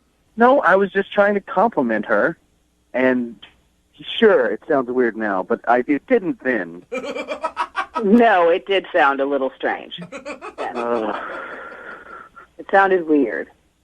I don't know. I just really thought you were cute and liked you, and sorry I brought up my mom too much or at all. No, thank you, but yeah, you did, and it's uncomfortable. I mean, I'm pretty open to things, but you brought your mom, and on the dance floor, that was a lot. Yeah, I can imagine. Yeah, are you grinding with your mom a lot, Henry? No, my mom, I don't think grinds. Well, that's good to know. Well, I don't need to know that. Yeah. I mean, when I said my mom didn't do this on the dance floor, we were drinking. It was a joke. It was like a fun joke. Okay, it's a joke if you hadn't already brought up your mom and compared her to her 2 other times prior to that. No, you just don't get it. It was funny. It's one of those, like, you had to be there. jokes? Henry, it wasn't funny the first time, the second time, and definitely not the third time. Yeah. Look, Henry, if you're into dating older women like Jody, I don't compare them to your mom. That should be pretty obvious. It should be, like, but how is that not obvious? I mean, you guys just don't understand. It was a joke. all right. Well, Jody, would you like to go out with Henry again? He'd love to take you out on a second date. We will pay for it. No, maybe No? he should go out with his mom. I was going to say, that is so something his mom would have said. I'm sorry, Henry. You didn't get a second date. That's all right. There are plenty more places to meet women I'm interested in. Yeah, like at your mom's house, your parents' house. See, that was funny. Yeah, thanks. Brooke and Jubal in the morning.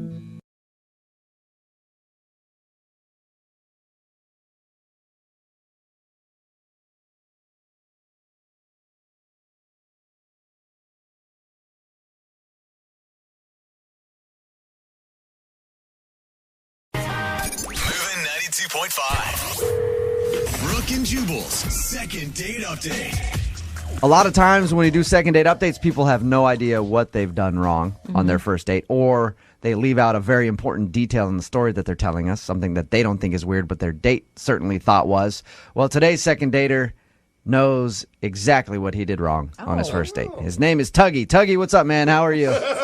Jubal, how you doing, man? What's up? Oh, my God. What's going on, Tuggy? You don't even know it, but you are my dog, man. You're my jam.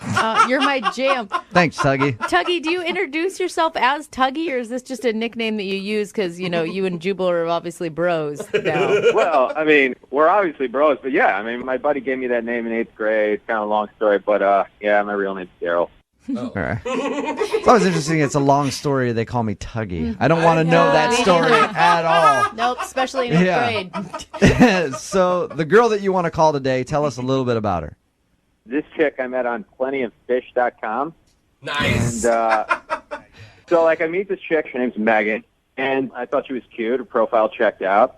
And I said, hey, you want to go out for dinner? She said, cool. And she was one of the only girls off of this website that actually looks like her picture, which is cute. I feel like you've tried to date everyone on that website. From too, what like I know, from what I know of Plenty of Fish, that is true. So, yeah, congratulations. Yeah, and you know, I roll up to pick her up, and I like to have a good time. I'm kind of a prankster, kind of like you, Jewel. And like I always have some fun ideas when I pick up a girl, like you know. And so anyway, I think this girl wasn't into it or something. I don't know, but anyway. I pick her up. Yeah, that kind of, I mean, that kind of made no sense what you just said there. What do you mean by fun ideas that you do for girls? Like, see, they get in your car and they sit on a whoopee cushion or something? No, but like, so she gets in the car and I'm like, all right, you want to go for a ride? And she's like, okay. And then I floor it. What? And we drive, there's like a dead end on her street. So I'm like, this would be funny if I drive straight towards this wall. And like, I get to like, up to like, maybe like 45 miles an hour, like the span of a block. What are you doing?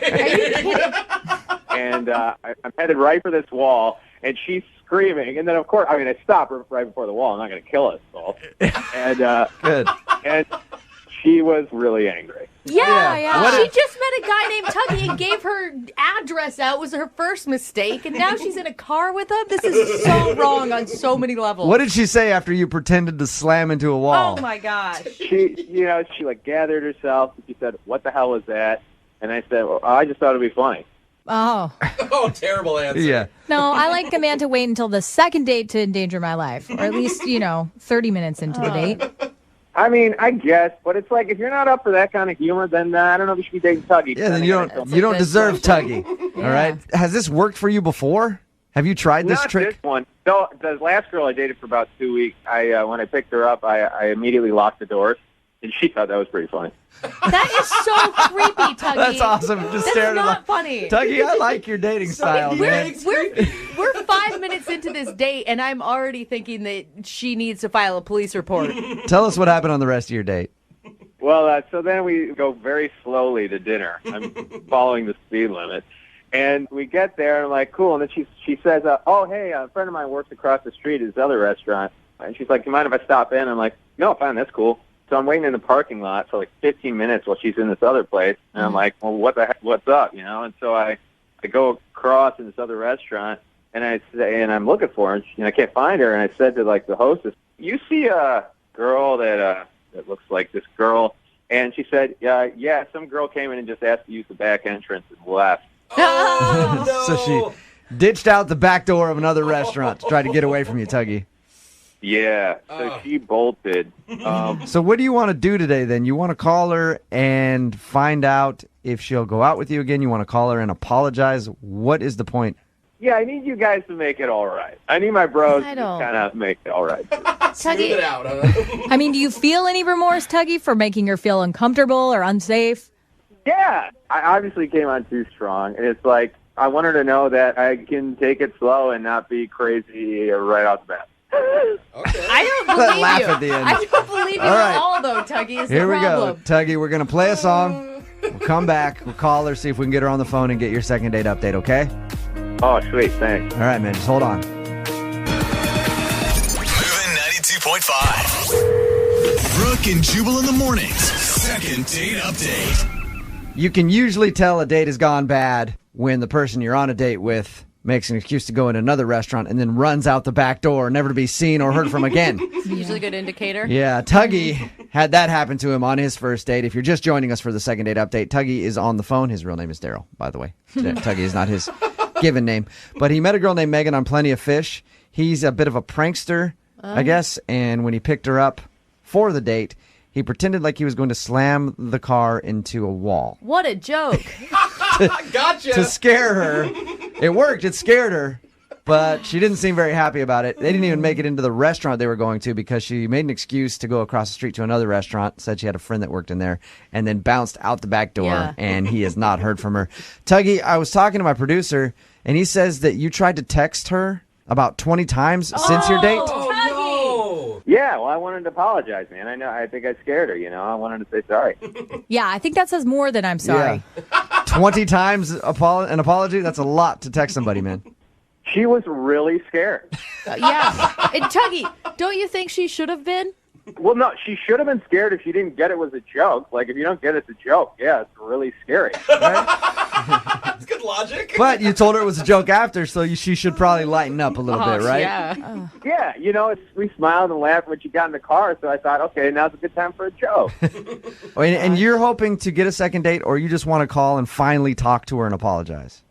Both, man. I mean, I think the only way to get a second date is if I apologize. All right. Okay, well, I'm going to call her right now, see if we can get her on the phone. You ready? Cool. All right.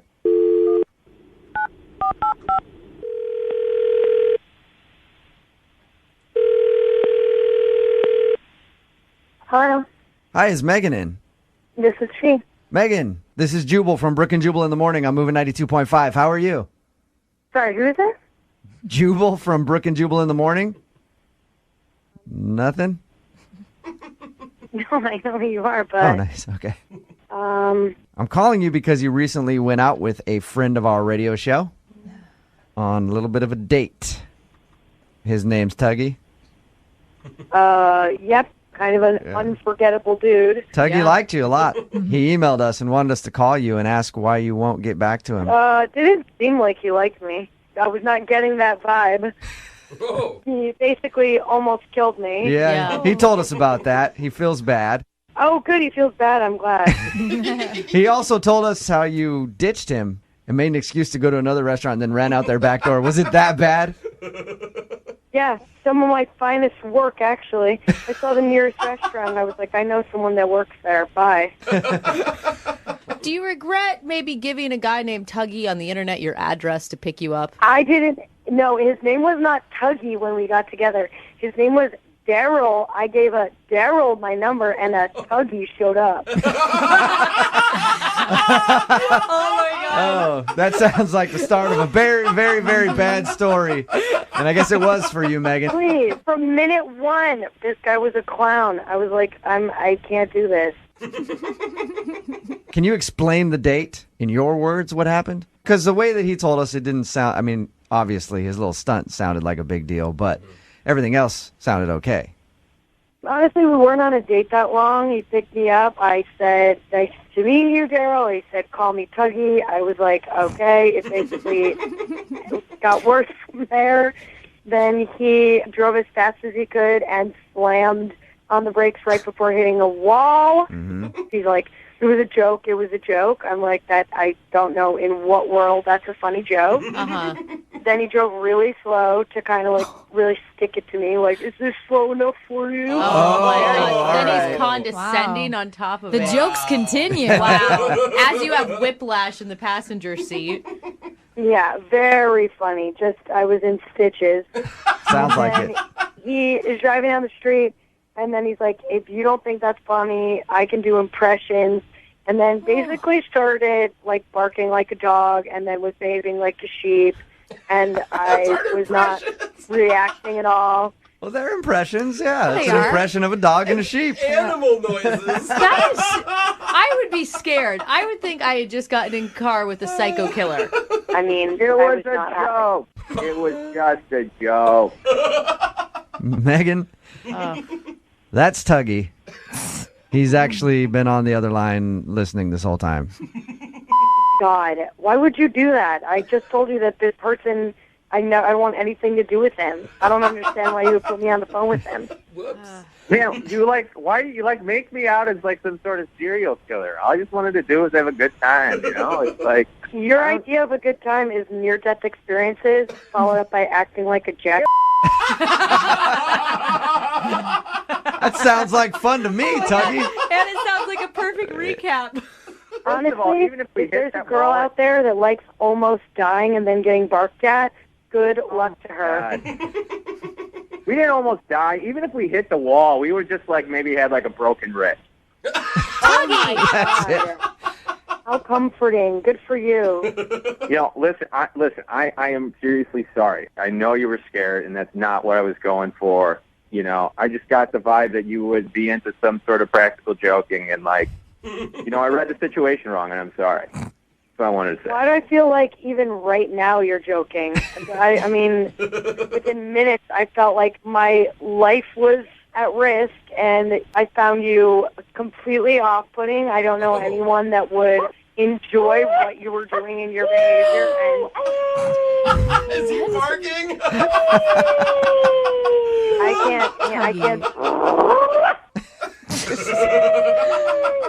All right. Well, I'm glad you got that out. You're a f***ing idiot. I want nothing to do with you. I really hope you're happy. Tuggy, you're not helping your case by barking at her. You just can't stop the jokes, man. It is a pretty good impersonation of a dog. Thanks. I've been working on it for a long time. We can tell. I mean, like, should I apologize for who I am? I don't know. No. I guess so. Is that what I need to do? No, I mean, if that's who you are, Tuggy, own it, you know. But you and Megan clearly don't click. You know, man, she made me feel real bad. Like, I Poor feel guy. real bad. Oh, no. I made him feel sad. Yeah, Megan. I'm assuming, Megan, that you don't want to go out with Tuggy again. We will send you out on a second date and pay for it. I'll even pay for transportation so you don't have to worry about Tuggy driving. I would rather pay for my own dinner 10 times than see that dude again. Well, Megan, do you at least have any advice for Tuggy before we let him go in his future dating conquests? I mean, I wish him luck. I don't really know. Wow. Oh, my gosh. All right. I'm done. You win. You really win. You win. Yep. Yeah, man, I'm just going to be me. And you know what? So I'm sorry for that. Oh, my gosh. You just be you, Tuggy. Yes. Brooke and Jubal in the morning. First things first, I'm the realest. Drop this and let the whole